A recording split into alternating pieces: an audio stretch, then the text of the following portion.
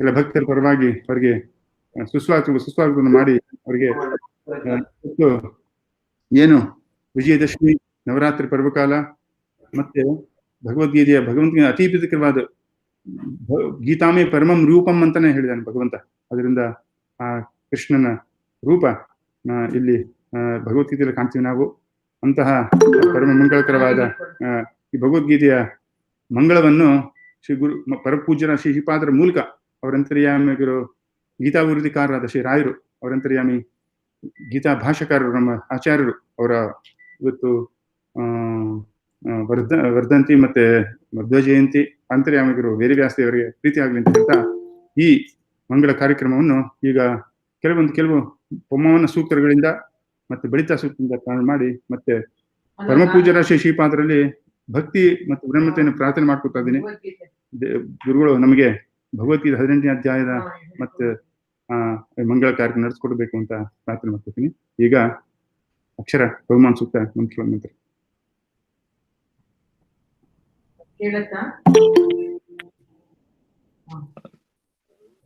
ಶ್ರೀ ಗುರುಭ್ಯೋ ನಮಃ. ಹರಿ ಓಂ. ಓಂ ಸಹನಾ ಭವತು ಸಹನೋ ಭುನಕ್ತು ಸಹ ವೀರ್ಯಂ ಕರವಾವಹೈ ತೇಜಸ್ವಿನಾವಧೀತಮಸ್ತು ಮಾ ವಿದ್ವಿಷಾವಹೈ. ಓಂ ಶಾಂತಿಃ ಶಾಂತಿಃ ಶಾಂತಿಃ. ಹರಿ ಓಂ. ಸ್ವಾದಿಷ್ಠಯೇತಿ ದಶರ್ಚಸ್ಯ ಸೂಕ್ತಸ್ಯ ವೈಶ್ವಾಮಿತ್ರೋ ಮಧುಚ್ಛಂದಾ ಋಷಿಃ ಗಾಯತ್ರಿ ಛಂದಃ ಸೋಮಃ ಪವಮಾನೋ ದೇವತಾ. ಹರಿ ಓಂ. ಸ್ವಾದಿಷ್ಠಯಾಮದಿಷ್ಠಯಾ ಪವಸ್ವ ಸೋಮಧಾರಾಯ ಇಂದ್ರಾಯ ಪಾತಾವೇ ಸುತಃ ರಕ್ಷೋಹ ವಿಶ್ವಚರ್ಷಣಿರಭಿಯೋ ನಿಮಯೋ ಹತಂ ದ್ರುಣಾ ಸಧಸ್ಥಮಾಸಾದತ್ ವರಿವೋ ಧಾತಾಮೋ ಭವಮಂ ಹಿಷ್ಠೋ ವೃತ್ರಹಂತಾಮಃ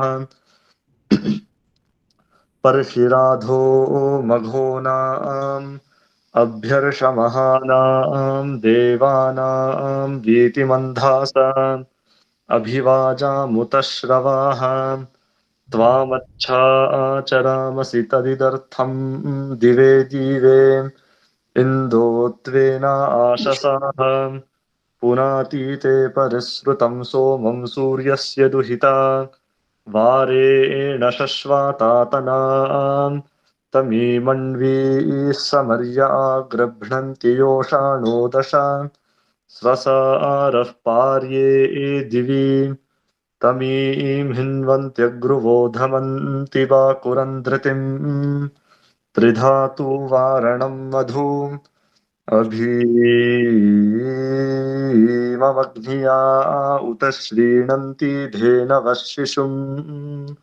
ಸೋಮಮಿಂದ್ರಾಯ ಪಾತಾವೇ ಅಸ್ಯೇದಿಂದ್ರೋ ಮದೇಶ್ವಾ ವಿಶ್ವಾ ವೃತ್ರಾಣಿ ಜಿಘ್ನತೆ ಶೂರೋ ಮಘಾಚಾಮಂ ಹತೆ.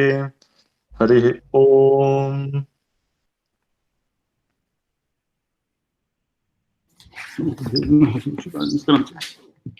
ಶ್ರೀ ಗುರುಭ್ಯೋ ನಮಃ. ಹರಿ ಓಂ. ಶ್ರೀಪಾದರಿಗೆ ನಮಸ್ಕಾರಗಳು. ಹರಿ ಓಂ. ಓಂ ಬಳಿತ್ಥಾ ತದ್ವಪೂಷೇಧಾಯ ಶತಂ ದೇವಸ್ಯ ಭರ್ಗಃ ಸಹಾಸೋ ಯತೋ ಜನಿ ಯದೀಮುಪಹ್ವರಾತೆ ಸಾಧಾತೆ ಮತೃತಸ್ಯ ಧೇನಾನಯಂತ ಸಸ್ರತಾಃ ವೃಕ್ಷೋಪಃ ಪಿತುಮಾನ್ನಿತ್ಯ ಆಶಾಯೇ ದ್ವಿತೀಯಮಾ ಸಪ್ತಶಿ ವಾಸು ಮಾತೃಷು ತೃತೀಯಾಮಸ್ಯ ವೃಷಭಸ್ಯ ದೋಹಸೆ ದಶ ಪ್ರಮತಿಂ ಜನಯಂತ ಯೋಷಾಣಃ ನಿರ್ಯದೀಂ बुध्नान्माहिषस्य वर्पास ईशाना सश्रवासा क्रन्ता सूरयाः यदीमनुप्रदिभो मध्वाधवे गुहा सन्तं मातरिश्वामथायति प्रयर्पितः पारमान्नीयते पर्यापृक्षुधो वीरुधोदं सूरोहति उभायतस्य जनुषय्यतिन्वातादिद्यविष्ठा भवद्घृणा शुचिः आदिन्मातृराविशद्य स्वाशुचिरहिं स्मानुर्विया विवावृधे अनुयत्पूर्वारोहत्सनाजवो निनव्यासीश्ववाराधावते. हरिः ಓಂ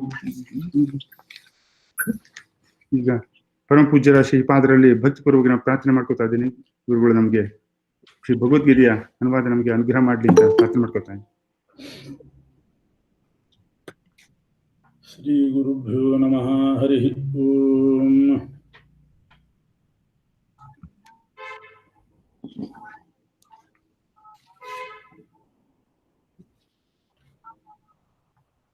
ನಾರಾಯಣಂ ಸುರಗುರುಂ ಜಗದೇಕನಾಥಂ ಭಕ್ತಪ್ರಿಯಂ ಸಕಲಲೋಕನಮಸ್ಕೃತಂ ಚ ತ್ರೈಗುಣ್ಯವರ್ಜಿತಮಜಂ ವಿಭುಮಾದ್ಯಮೀಶಂ ವಂದೇ ಭವಘ್ನಮರಾಸುರಸಿದ್ಧವಂದ್ಯಂ ನಾರಾಯಣಾಯ ಪರಿಪೂರ್ಣಗುಣಾರ್ಣವಾಯ ವಿಶ್ವೋದಯಸ್ಥಿತಿಲಯೋ ನಿಯತಿಪ್ರದಾಯ ಜ್ಞಾನಪ್ರದಾಯ ವಿಬುಧಾಸುರಸೌಖ್ಯದುಃಖ ಸತ್ಕಾರಣಾಯ ವಿತತಾಯ ನಮೋ ನಮಸ್ತೆ. ನಾರಾಯಣಂ ನಮಸ್ಕೃತ್ಯ ನರಂ ಚೈವ ನರೋತ್ತಮಂ ದೇವೀಂ ಸರಸ್ವತೀಂ ವ್ಯಾಸಂ ತತೋ ಜಯಮುದೀರಯೇತ್. ದೇವಂ ನಾರಾಯಣಂ ನತ್ವಾ ಸರ್ವದೋಷ ವಿವರ್ಜಿತಂ ಪರಿಪೂರ್ಣಂ ಗುರುಂಶ್ಚಾನ್ ಗೀತಾರ್ಥಂ ವಕ್ಷ್ಯಾಮಿ ಲೇಶತಃ. ಗುಣಗಣನಿಲಯಂ ಪತಿಂ ರಮಾಯಾಃ ಜಗದಘದಹನಂ ಚ ವಾಸವೀಸೂನುಂ ಮುನಿಕುಲತಿಲಕಂ ಚ ಪೂರ್ಣಬೋಧಂ ಗುರುಮಪಿ ಪರಮಂ ಗುರುಂ ಚ ಮೇ ವಂದೇ. ಶ್ರೀ ಹರಿವಾಯು ಗುರುಭ್ಯೋ ನಮಃ. ಶ್ರೀಕೃಷ್ಣ ಅರ್ಜುನನಿಗೆ ಅದ್ಭುತವಾದ ಉಪದೇಶ ಮಾಡಿದ. ಅದೇ ಗೀತೋಪದೇಶ ಅಂತ ಪ್ರಸಿದ್ಧವಾಯಿತು. ಆ ಗೀತಾಶಾಸ್ತ್ರದ ಉಪದೇಶ 15ನೇ ಅಧ್ಯಾಯಕ್ಕೆ ಮುಗಿತದೆ.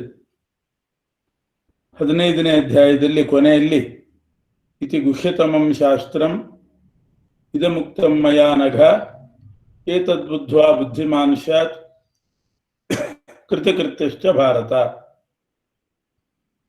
ಇದು ಅತ್ಯಂತ ಗುಹ್ಯತಮವಾದದ್ದು. ಇತಿ ಗುಹ್ಯತಮಂ ಶಾಸ್ತ್ರಂ, ಬಹಳ ರಹಸ್ಯಮಯವಾದದ್ದು. ಇದನ್ನು ನಾನು ನಿನಗೆ ಉಪದೇಶ ಮಾಡಿದ್ದೀನಿ. ಇದನ್ನು ತಿಳ್ಕೊಂಡು ಭಗವಂತನ ಜ್ಞಾನವನ್ನು ಪಡ್ಕೊಂಡು ಉದ್ಧಾರ ಆಗಬೇಕು, ಕೃತಕೃತ್ಯನಾಗಬೇಕು ಅಂತ ಅಲ್ಲಿ ಮುಗಿಸಿದ್ದಾನೆ. ಆದರೆ ಆಮೇಲೆ ಅರ್ಜುನ ಕೇಳ್ತಾನೆ, ಇಂಥ ಈ ಗೀತಾಶಾಸ್ತ್ರಕ್ಕೆ, ಅಧ್ಯಾತ್ಮಶಾಸ್ತ್ರಕ್ಕೆ ಯಾರು ಅಧಿಕಾರಿಗಳು? ಅಧಿಕಾರಿಗಳು ಅಂದರೆ ಅರ್ಹರು. ಈ ಅಧ್ಯಾತ್ಮಶಾಸ್ತ್ರಕ್ಕೆ ಅರ್ಹರು ಯಾರು, ಯಾರು ಅನರ್ಹರು ಅಂತ ಮುಂದೆ ಪ್ರಶ್ನೆ ಬಂತು. ಆವಾಗ 16ನೇ ಅಧ್ಯಾಯದಲ್ಲಿ ದೈವಾಸುರ ಸಂಪದ್ವಿಭಾಗ ಅಂತ ಒಂದು ಮಾಡಿದೆ. ದೈವಿ ಸಂಪತ್ತು, ಆಸುರಿ ಸಂಪತ್ತು ಅಂತ ಎರಡಿದೆ. ದೈವಿ ಸಂಪತ್ತನ್ನು ಹೊಂದಿದವರು ಅಂದರೆ ಸದ್ಗುಣಗಳು, ಅಭಯ, ಸತ್ವ ಸಂಶುದ್ಧಿ, ಜ್ಞಾನದಲ್ಲಿ ನಿಷ್ಠೆ, ದಾನ, ದಮ, ಯಜ್ಞ, ಸ್ವಾಧ್ಯಾಯ, ತಪಸ್ಸು, ಪ್ರಾಮಾಣಿಕತೆ, ಅಹಿಂಸಾ, ಸತ್ಯ, ಅಸ್ತೇಯ, ಕಳ್ಳತನ ಮಾಡದೇ ಇರೋದು, ಇಂಥ ಅನೇಕ ಸದ್ಗುಣಗಳೇ ದೈವಿ ಸಂಪತ್ತು. ದಂಭೋ ದರ್ಪೋಭಿಮಾನಶ್ಚ ಕ್ರೋಧ ಪಾರುಷ್ಯಮೇವ ಚ, ಡಾಂಭಿಕತನ, ದರ್ಪ, ಕೋಪ, ಕಠೋರವಾದ ನುಡಿ, ಇದೆಲ್ಲ ಆಸುರಿ ಸಂಪತ್ತು ಅಂತ ವಿಭಾಗ ಮಾಡಿ ಹೇಳಿ, ಈ ಅಧ್ಯಾತ್ಮಶಾಸ್ತ್ರಕ್ಕೆ, ಗೀತಾಶಾಸ್ತ್ರಕ್ಕೆ ದೈವಿ ಸಂಪತ್ತನ್ನು ಗಳಿಸಿದವರೇ ಅಧಿಕಾರಿಗಳಾಗ್ತಾರೆ, ಅರ್ಹರಾಗ್ತಾರೆ. ಯಾರಲ್ಲಿ ಆಸುರಿ ಸಂಪತ್ತು ತುಂಬಿಕೊಂಡಿರ್ತದೆ ಅವರು ಅಧ್ಯಾತ್ಮಶಾಸ್ತ್ರಕ್ಕೆ ಅಂದರೆ ಭಗವಂತನ ತತ್ವ ತಿಳಿಸುವ ಈ ಗೀತಾದಿ ಶಾಸ್ತ್ರಗಳಿಗೆ ಅವರು ಅರ್ಹರಲ್ಲ. ಅದನ್ನು 16ನೇ ಅಧ್ಯಾಯದಲ್ಲಿ ತಿಳಿಸಿದ. ಅದರ ಕೊನೆಯಲ್ಲಿ ಜ್ಞಾತ್ವಾ ಶಾಸ್ತ್ರವಿಧಾನೋಕ್ತಂ ಕರ್ಮ ಕರ್ತುಮಿಹಾರ್ಹಸಿ, ಶಾಸ್ತ್ರವಿಧಾನ ತಿಳಿದು ನೀನು ಕರ್ಮ ಮಾಡಬೇಕು. ಯಾರ್ಯಾರಿಗೆ ಶಾಸ್ತ್ರ ಯಾವುದನ್ನು ವಿಧಾನ ಮಾಡಿದೆ ಅಂತ ವಿಧಿಜ್ಞಾನಪೂರ್ವಕವಾಗಿ ಕರ್ಮ ಮಾಡಬೇಕು ಅಂತ ಹೇಳಿದ. ಮತ್ತೆ ಪ್ರಶ್ನೆ ಬಂತು, ವಿಧಿಜ್ಞಾನ ಇರೋದಿಲ್ಲ, ಶ್ರದ್ಧೆ ಇರ್ತದೆ. ಯೇ ಶಾಸ್ತ್ರವಿಧಿ ಮುತ್ಸೃಜ್ಯ ಯಜಂತೆ ಶ್ರದ್ಧೆಯ ಅನ್ವಿತಾ. ವಿಧಿಜ್ಞಾನ ಇಲ್ಲದೆ ಶ್ರದ್ಧಾ ಮಾತ್ರದಿಂದ ಮಾಡಿದಾಗ ಅವರಿಗೇನು ಫಲ? ಸಾತ್ವಿಕ ಫಲವೋ, ರಾಜಸ ಫಲವೋ, ತಾಮಸ ಫಲವೋ ಅಂತ ಪ್ರಶ್ನೆ ಮಾಡಿದಾಗ ಕೃಷ್ಣ ಉತ್ತರ ಕೊಡ್ತಾನೆ, ವಿಧಿಜ್ಞಾನ ಬೇಕು, ತಿಳಿದು ಮಾಡಬೇಕು, ಅದು ಹೆಚ್ಚು ಪ್ರಭಾವ. ಯದೇವ ವಿದ್ಯೆಯಾ ಕರೋತಿ ಶ್ರದ್ಧೆಯ ಉಪನಿಷದ ತದೇವ ವೀರ್ಯವತ್ತರಂ ಭವತಿ. ವಿಧಿ ಏನಿದೆ ಅಂತ ತಿಳಿದು ಮಾಡೋದು ವಿಶೇಷ, ಅದು ಹೆಚ್ಚು ಪ್ರಭಾವಕಾರಿಯಾಗ್ತದೆ. ಇಲ್ದಿದ್ರೆ ನಿಷ್ಫಲ ಏನಾಗೋದಿಲ್ಲ, ಸಿಕ್ಕೇ ಸಿಗ್ತದೆ, ಫಲ ಸಿಕ್ಕೇ ಸಿಗ್ತದೆ. ಆದ್ರೆ ಶ್ರದ್ಧೆಯಿಂದ ಮಾಡ್ತಾನೆ ಅಂಥವನಿಗೇನು ಫಲ ಅಂತ ಕೇಳ್ತಿದೆಯಲ್ಲ, ಆ ಶ್ರದ್ಧೆ ಅವರ ಸ್ವರೂಪದಲ್ಲೇ ಇರ್ತದೆ, ಸ್ವರೂಪಭೂತವಾದದ್ದಿರ್ತದೆ. ಸಾತ್ವಿಕ ಜೀವ ಸ್ವರೂಪಭೂತವಾದ ಶ್ರದ್ಧೆಯಿಂದ ಮಾಡಿದರೆ ಸಾತ್ವಿಕ ಫಲ, ರಾಜಸ ಸ್ವರೂಪಭೂತವಾದ ಶ್ರದ್ಧೆಯಿಂದ ಮಾಡಿದರೆ ರಾಜಸ ಫಲ, ತಾಮಸ ಸ್ವರೂಪ ಶ್ರದ್ಧೆಯಿಂದ ಮಾಡಿದರೆ ತಾಮಸ ಫಲ ಅಂತ ಹೇಳ್ತಾ, ಆ ಸ್ವರೂಪಾನುಗುಣವಾದ ಶ್ರದ್ಧೆಯಂತೆ ಮೂರು ಥರ ಇದೆ ಆ ಶ್ರದ್ಧೆ. ಅದೇ ರೀತಿ ಯಜ್ಞ, ತಪಸ್ಸು ಇವುಗಳೆಲ್ಲ ಮೂರು ವಿಧ ಇದೆ. ಶ್ರದ್ಧೆ ಹೇಗೆ ಮೂರು ವಿಧವೋ, ಸಾತ್ವಿಕ, ರಾಜಸ, ತಾಮಸ, ಅದಕ್ಕನುಗುಣವಾಗಿ ಫಲ. ಅದರಂತೆ ತಪಸ್ಸು ಮೂರು ವಿಧ, ಯಜ್ಞವೂ ಮೂರು ವಿಧ, ದಾನವೂ ಮೂರು ವಿಧ ಅಂತೆಲ್ಲ ಆ ತ್ರೈವಿಧ್ಯಗಳನ್ನು ಮನುಷ್ಯ ಅನುಷ್ಠಾನ ಮಾಡುವ ಕರ್ಮಗಳಲ್ಲಿ ಮೂರು ವಿಧ ಇರ್ತದೆ. ಅದರಲ್ಲಿ ಸಾತ್ವಿಕವನ್ನು ಆರಿಸ್ಕೊಳ್ಬೇಕು ಅಂತ ತೋರಿಸಲಿಕ್ಕೆ ತ್ರೈವಿಧ್ಯವನ್ನು ಹೇಳಿದ. ಕೆಲವು ಬಿಟ್ಟೋಗಿದೆ, ಅದರಲ್ಲಿ ಬಿಟ್ಟೋಗಿದೆ ಅಂದರೆ ಮುಂದಿನ ಅಧ್ಯಾಯದಲ್ಲಿ ಉಪಸಂಹಾರ ಪ್ರಬಲ, ಅದರಲ್ಲಿ ಉಪಸಂಹಾರದ ಅಧ್ಯಾಯದಲ್ಲಿ ಹೇಳೋಣ ಅಂತ ಕೆಲವು ಬಿಟ್ಟಿದ್ದ. ಅಲ್ಲಿ ಹೇಳದೇ ಇದ್ದಂಥ ತ್ರೈವಿಧ್ಯವನ್ನ 18ನೇ ಅಧ್ಯಾಯದಲ್ಲಿ ಹೇಳಿದ್ದಾರೆ. ಮತ್ತೆ ಕೃಷ್ಣ ಅಲ್ಲಿ ಹೇಳದೇ ಇದ್ದ ತ್ರೈವಿಧ್ಯದ ವಿಚಾರವನ್ನು ಹೇಳಿ ಮತ್ತೆ ಸಂಗ್ರಹವಾಗಿ ಏನು ತಿಳ್ಕೊಳ್ಬೇಕು ಮನುಷ್ಯ, ಸಮಸ್ತ ಶಾಸ್ತ್ರಾರ್ಥ ಸಂಗ್ರಹ ರೂಪವಾಗಿ ಒಂದು 18 ಶ್ಲೋಕಗಳಿಂದ ಕೆಲವು ವಿಚಾರವನ್ನು ತಿಳಿಸಿದ್ದಾನೆ. ಹೀಗೆ 2 ಭಾಗ ಬಂದಿದೆ ಇದರಲ್ಲಿ. ಒಂದು ತ್ರೈವಿಧ್ಯದ ವಿಚಾರ ಮತ್ತು 18 ಶ್ಲೋಕಗಳಿಂದ ಸಂಗ್ರಹ. ಗೀತಾದ್ದೇ ಸಂಗ್ರಹ, ಒಂದೊಂದು ಅಧ್ಯಾಯಕ್ಕೆ ಒಂದೊಂದು ಶ್ಲೋಕ ಅದರಲ್ಲಿರೋದು ಅಂತ ಅರ್ಥ ಅಲ್ಲ, ಅಂತೂ 18 ಶ್ಲೋಕಗಳಿಂದ ಸಂಗ್ರಹ ರೂಪವಾಗಿ ಯಾವ ರೀತಿ ನಡ್ಕೊಳ್ಬೇಕು, ಜೀವನ ಮಾಡಬೇಕು ಅನ್ನೋದನ್ನು ತಿಳಿಸಿದ್ದಾನೆ. ಮೊದಲು ಅರ್ಜುನ ಒಂದು ಪ್ರಶ್ನೆ ಮಾಡ್ತಾನೆ. ಹಿಂದೆ ಇಡೀ ಗೀತೆಯನ್ನು ಹೇಳುವಾಗ 5ನೇ ಅಧ್ಯಾಯದಲ್ಲಿ ಒಂದು ಮಾತು ಬಂತು, ಸನ್ಯಾಸ ಕರ್ಮಯೋಗಶ್ಚ ನಿಶ್ರೇಯಸಕರ ಉಭೌ. ನಿಶ್ರೇಯಸ ಅಂದ್ರೆ ಮೋಕ್ಷ, ನಿಶ್ರೇಯಸಕರವು ಉಭೌ.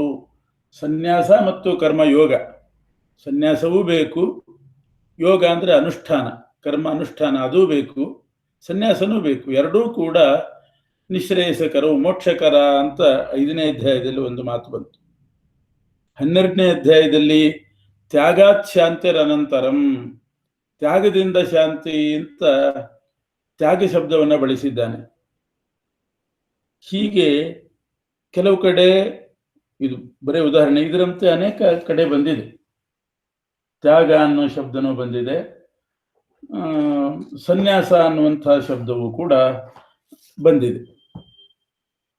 ಅದಕ್ಕೆ ಅರ್ಜುನ ಪ್ರಶ್ನೆ ಮಾಡ್ತಾ ಇದ್ದಾನೆ, ತ್ಯಾಗ ಅಂದ್ರೆ ಏನು, ಸನ್ಯಾಸ ಅಂದ್ರೆ ಏನು, ಎರಡೂ ಒಂದೇನೋ ಅಥವಾ ಬೇರೇನೋ?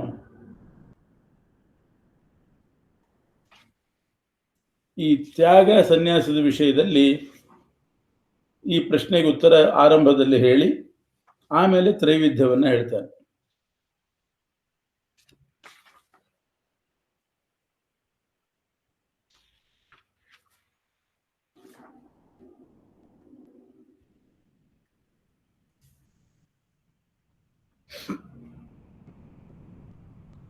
ಸರ್ವಕರ್ಮ ಫಲತ್ಯಾಗಂ ತತಃ ಕುರು ಯಥಾತ್ಮವಾನ್, ಅಲ್ಲಿಯೂ ಬಂದಿದೆ ತ್ಯಾಗ ಶಬ್ದ. ಸರ್ವಕರ್ಮಾಣಿ ಮನಸ ಸನ್ಯಸ್ಯಾಸ್ತೆ ಸುಖಂ ವಶೀ, ಅಲ್ಲಿ ಸನ್ಯಾಸ ಬಂದಿದೆ. ಹೀಗೆ ಸನ್ಯಾಸ ಶಬ್ದ, ತ್ಯಾಗ ಶಬ್ದ ಅನೇಕ ಬಾರಿ ಬಂದಿದೆ. ಅದಕ್ಕೆ ಅರ್ಜುನನ ಪ್ರಶ್ನೆ, ಸನ್ಯಾಸಸ್ಯ ಮಹಾಬಾಹೋ ತತ್ವಮಿಚ್ಛಾಮಿ ವೇದಿತುಂ ತ್ಯಾಗಸ್ಯ ಚ ಹೃಷೀಕೇಶ ಪೃಥಕ್ ಕೇಶಿ ನಿಷೂದನ. ಸನ್ಯಾಸ ಅಂದ್ರೆ ಏನು, ತ್ಯಾಗ ಅಂದ್ರೆ ಏನು, ಪ್ರತ್ಯೇಕವಾಗಿ ಅವೆರಡರ ಅರ್ಥವನ್ನ ತಿಳಿಸು ಅಂದಾಗ ಶ್ರೀ ಭಗವಾನ್ ಉವಾಚ ಕಾಮ್ಯಾನಾಂ ಕರ್ಮಣಾಂ ನ್ಯಾಸಂ ಸನ್ಯಾಸಂ ಕವಯೋ ವಿದುಃ ಸರ್ವಕರ್ಮ ಫಲತ್ಯಾಗಂ ಪ್ರಾಹುಸ್ತ್ಯಾಗಂ ವಿಚಕ್ಷಣಾಃ.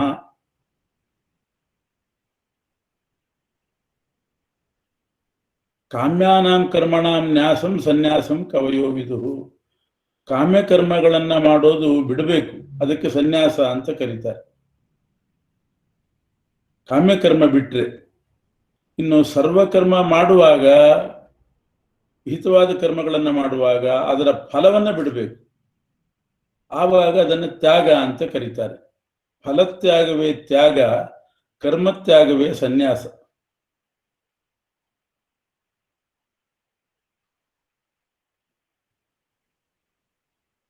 ಈಗ ವೈಕಲ್ಪಿಕ ಕಾಮ್ಯಕರ್ಮಗಳು ಅಂತಿದೆ. ವೈಕಲ್ಪಿಕ ಕಾಮ್ಯಕರ್ಮ ಅಂದ್ರೆ ಜ್ಯೋತಿಷ್ಠೋಮಾದಿ ಯಾಗಗಳಿದೆ. ಸ್ವರ್ಗದ ಆಸೆಯಿಂದಲೂ ಮಾಡಬಹುದು, ಹರಿಪ್ರೀತಿ ಆಗ್ಲಿ ಅಂತಲೂ ಮಾಡಬಹುದು. ಹರಿಪ್ರೀತಿ ಆಗ್ಲಿ ಅಂತ ಮಾಡಿದಾಗ ಜ್ಯೋತಿಷ್ಠೋಮಾದಿ ಯಾಗಗಳೇ ನಿಷ್ಕಾಮ ಕರ್ಮ ಆಗುತ್ತದೆ. ಅದೇ ಕರ್ಮವೇ ಸ್ವರ್ಗ ಸಿಗಲಿ ಅಂತ ಮಾಡಿದರೆ ಕಾಮ್ಯಕರ್ಮ ಆಗ್ತದೆ. ಇದಕ್ಕೆ ವೈಕಲ್ಪಿಕ ಕಾಮ್ಯಕರ್ಮ ಅಂತ ಹೆಸರು. ಅದು ಕಾಮ್ಯಕರ್ಮನೂ ಆಗ್ಬಹುದು, ನಿಷ್ಕಾಮ ಕರ್ಮನೂ ಆಗ್ಬಹುದು, ಎರಡು ರೀತಿಯಿಂದಲೂ ಮಾಡಬಹುದು. ಜನಕಾದಿಗಳಂತೆ ಫಲಾಪೇಕ್ಷೆ ಇಲ್ಲದೆ ಕೇವಲ ಭಗವತ್ ಪ್ರೀತಿಗಾಗಿ ಮಾಡೋದಿದೆ, ಅವರೆಲ್ಲ ಹಾಗೆ ಮಾಡ್ತಾ ಇದ್ರು.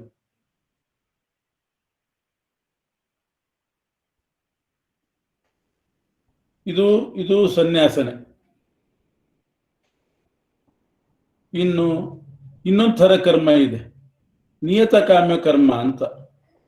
ಪುತ್ರೇಷ್ಟಿ, ಇದು ನಿಯತ ಕಾಮ್ಯ ಕರ್ಮ, ಪುತ್ರ ಕಾಮನೆ ಇದ್ದವರೇ ಮಾಡೋದು. ಇದಕ್ಕೆ ನಿಯತ ಕಾಮ್ಯ. ಇಂಥ ಕರ್ಮವನ್ನ ಸರ್ವಥಾ ಬಿಡೋದು, ಇಂಥ ಕರ್ಮವನ್ನ ಸರ್ವಾತ್ಮನ ಬಿಟ್ಬಿಡ್ಬೇಕು. ವೈಕಲ್ಪಿಕ ಕಾಮ್ಯ ಕರ್ಮ ಮಾಡುವಾಗ ಅದರ ಫಲದಾಸೆ ಬಿಟ್ಬಿಡ್ಬೇಕು. ಅಂತೂ ಎರಡು ಒಂದೇನೆ, ಬೇರೆ ಬೇರೆ ವಿರುದ್ಧ ಮಾರ್ಗ ಅಲ್ಲ. ಸನ್ಯಾಸ ಅಂತಂದ್ರೆ ನಿಯತವಾಗಿ ಕಾಮನೆಯಿಂದಲೇ ಮಾಡುವಂತಹದ್ದು ನಿಯತ ಕಾಮ್ಯ ಕರ್ಮ. ಅದನ್ನು ಸಂಪೂರ್ಣ ಬಿಟ್ಬಿಡ್ಬೇಕು, ಕರ್ಮನೇ ಮಾಡಬಾರ್ದು, ಅದು ಸನ್ಯಾಸ. ವೈಕಲ್ಪಿಕ ಕಾಮ್ಯ ಕರ್ಮದಲ್ಲಿ ಫಲದ ಆಸೆ ಬಿಟ್ಟು ಭಗವತ್ ಪ್ರೀತಿ ಆಗಲಿ ಅಂತ ಇಟ್ಟುಕೊಂಡು ಮಾಡೋದು, ಅದು ತ್ಯಾಗ ಆಗ್ತದೆ ಆವಾಗ. ಹೀಗೆ ಎರಡು ಮೋಕ್ಷ ಮಾರ್ಗವೇ, ಪರಸ್ಪರ ವಿರುದ್ಧ ಏನಲ್ಲ. ಆದರೆ ಕೆಲವರು ತ್ಯಾಜ್ಯಂ ದೋಷವದಿತ್ತೇಕೆ ಕರ್ಮ ಪ್ರಾಹುರ್ಮನೀಷಿಣಃ ಯಜ್ಞದಾನ ತಪಃ ಕರ್ಮ ನ ತ್ಯಾಜ್ಯಮಿತಿ ಚಾಪರೇ.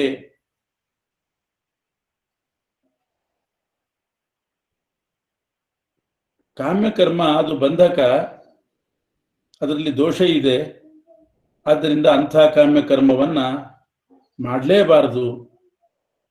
ಯಜ್ಞ ದಾನ ತಪಸ್ಸು ಇಂಥದ್ದನ್ನೆಲ್ಲ ಮಾಡಲೇಬಾರದು, ಬಿಡಬೇಕು ಅಂತ ಕೆಲವರು ಹೇಳ್ತಾರೆ.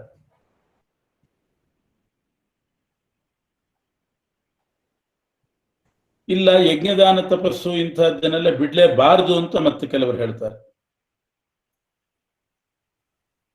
ಇದೇನಿದು? ನಿಶ್ಚಯಂ ಶೃಣುಮೇ ತತ್ರ ತ್ಯಾಗೇ ಭರತ ಸತ್ತಮ.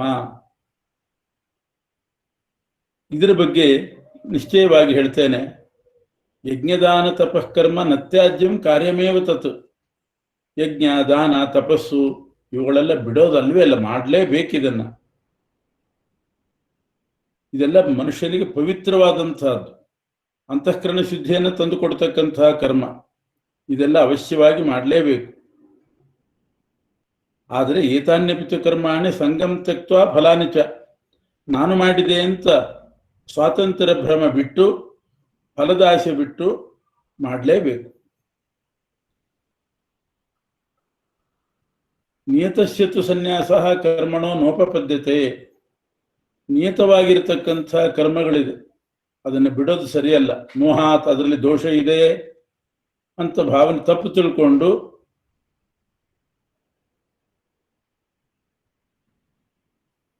ಅದನ್ನೇನಾದರೂ ಮೋಹದಿಂದ ಬಿಟ್ರೆ, ದೋಷ ಇದೆ ಬಿಡಬೇಕು ಅಂತ ತಪ್ಪು ತಿಳ್ಕೊಂಡು ಬಿಟ್ರೆ ಅದು ತಾಮಸ ಪರಿತ್ಯಾಗ ಆಗ್ತದೆ, ಅದು ಸರಿಯಾದ ಪರಿತ್ಯಾಗ ಅಲ್ಲ. ಅದರಿಂದ ಕರ್ಮ ಮಾಡಲೇಬೇಕು. ಕೊನೆಗೆ ಬಿಡಬೇಕು ಅನ್ನೋದು ಏನಾಗ್ತದೆ ಅಂತಂದ್ರೆ, ಸತ್ಕರ್ಮಗಳನ್ನೆಲ್ಲ ಬಿಟ್ಟು ಉಳಿದ ಕರ್ಮ ಮಾಡ್ಲಿಕ್ಕೆ ಶುರು ಮಾಡ್ತಾರೆ. ಸತ್ಕರ್ಮ ಒಂದು ನಿಂತು ಹೋಗ್ತದೆ ಅಷ್ಟೇ, ಪೂರ್ತಿ ಕರ್ಮ ಬಿಡ್ಲಿಕ್ಕಂತೂ ಆಗೋದೇ ಇಲ್ಲ.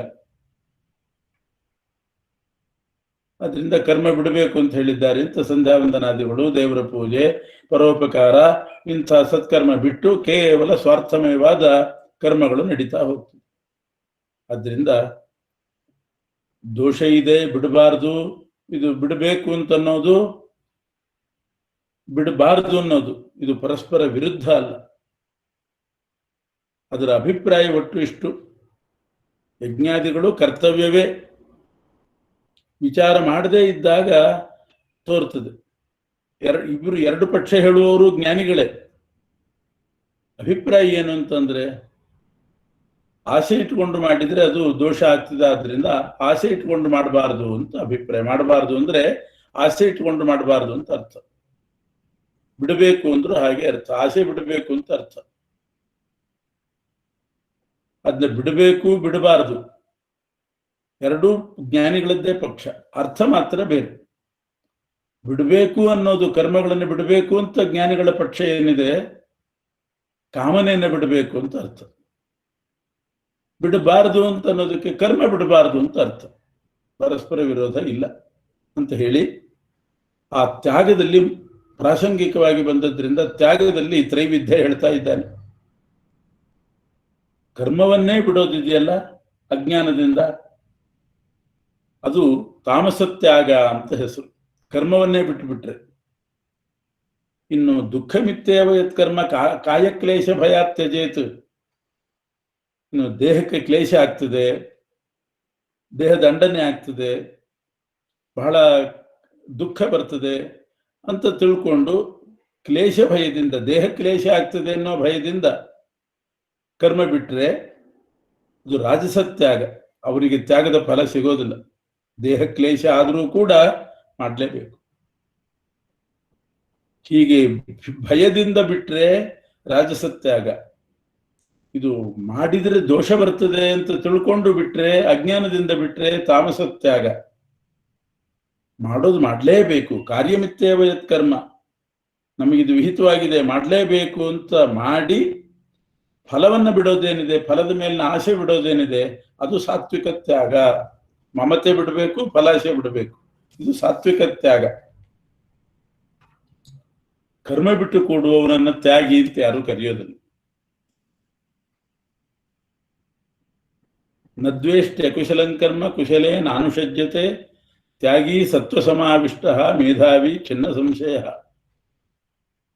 ಪರಮಾತ್ಮನ ಮಹಿಮೆಯನ್ನ ಯಥಾರ್ಥವಾಗಿ ತಿಳಿದು ಅಹಂಕಾರ ಮಮತೆಗಳನ್ನ ತ್ಯಾಗ ಮಾಡಿ ಫಲಾಸೆಯನ್ನು ಕೂಡ ಬಿಟ್ಟು, ಕಾಯಕ್ಲೇಶ ಆದರೂ ಕೂಡ ಅದನ್ನು ಸಹಿಸಿಕೊಂಡು ವಿಹಿತ ಕರ್ಮವನ್ನ ಭಗವದ್ ಅರ್ಪಣ ಬುದ್ಧಿಯಿಂದ, ಕೃಷ್ಣಾರ್ಪಣ ವಸ್ತು ಅನ್ನೋ ಬುದ್ಧಿಯಿಂದ ಯಾರು ಅನುಷ್ಠಾನ ಮಾಡ್ತಾನೆ ಅವನೇ ನಿಜವಾದ ಸಾತ್ವಿಕತ್ಯಾಗಿ.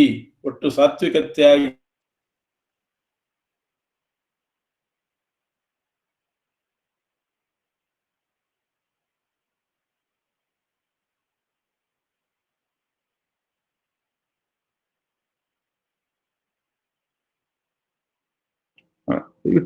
ಡಿಸ್ಕನೆಕ್ಟ್ ಆಯ್ತು. ನಿಮಿಷ ನೋಡ್ತೀನಿ ಏನಾಯ್ತು ಅಂತ. ಒಂದು ನಿಮಿಷ.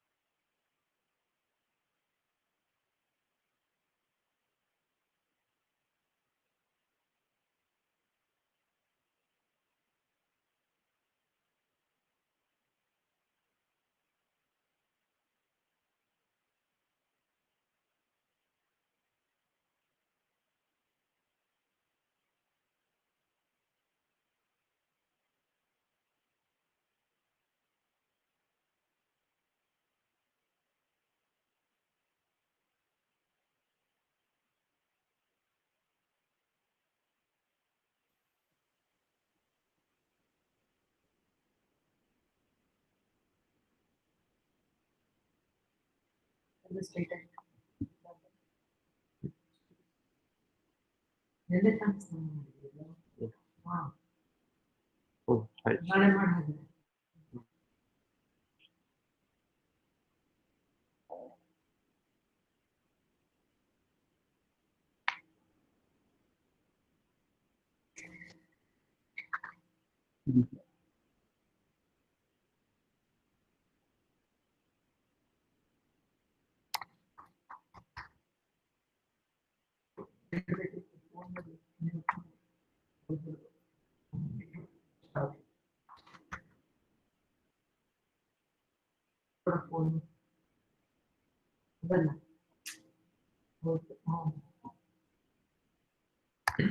ಹಲೋ,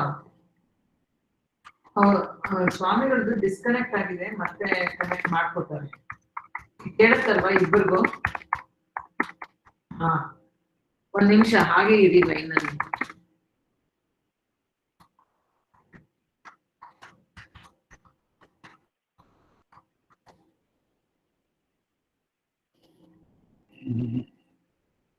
ಗೊತ್ತಿಲ್ಲ ಅಷ್ಟೇ ಮಾಡ್ತಾರೆ. ಮಾಡಿತಾ ಇದ್ದಲ್ಲ.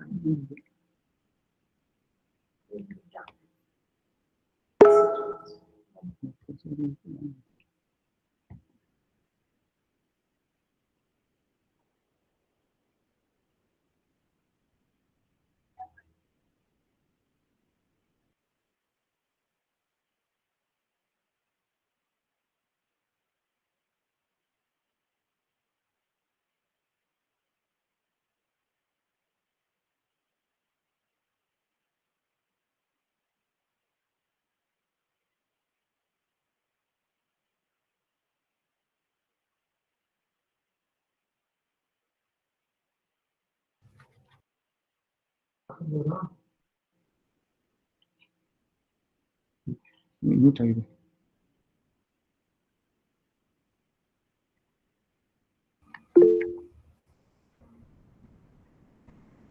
ಮಾಡಿ 10ನೇ ಶ್ಲೋಕ ತನಕ ಆಗಿತ್ತು ಸ್ವಾಮಿ. 10ನೇ ಶ್ಲೋಕ 10ನೇ ಶ್ಲೋಕ ತನಕ ಆಗಿತ್ತು. ಹಾ,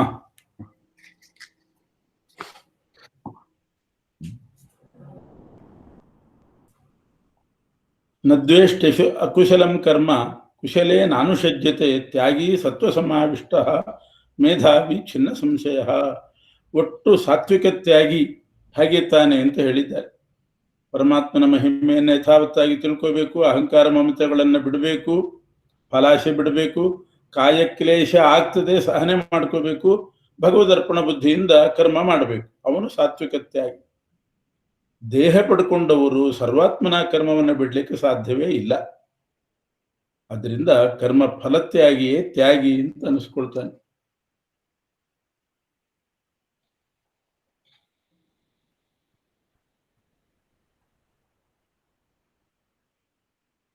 ನರಕಾದಿ ಅನಿಷ್ಟ ಫಲಗಳಿದೆ, ಸ್ವರ್ಗಾದಿ ಇಷ್ಟ ಫಲಗಳು, ಮಿಶ್ರ ಫಲ, ದುಃಖ ಮಿಶ್ರಿತ ಸುಖ, ಮನುಷ್ಯ ಜನ್ಮ, ಹೀಗೆ 3 ಥರ ಫಲಗಳಿದೆ.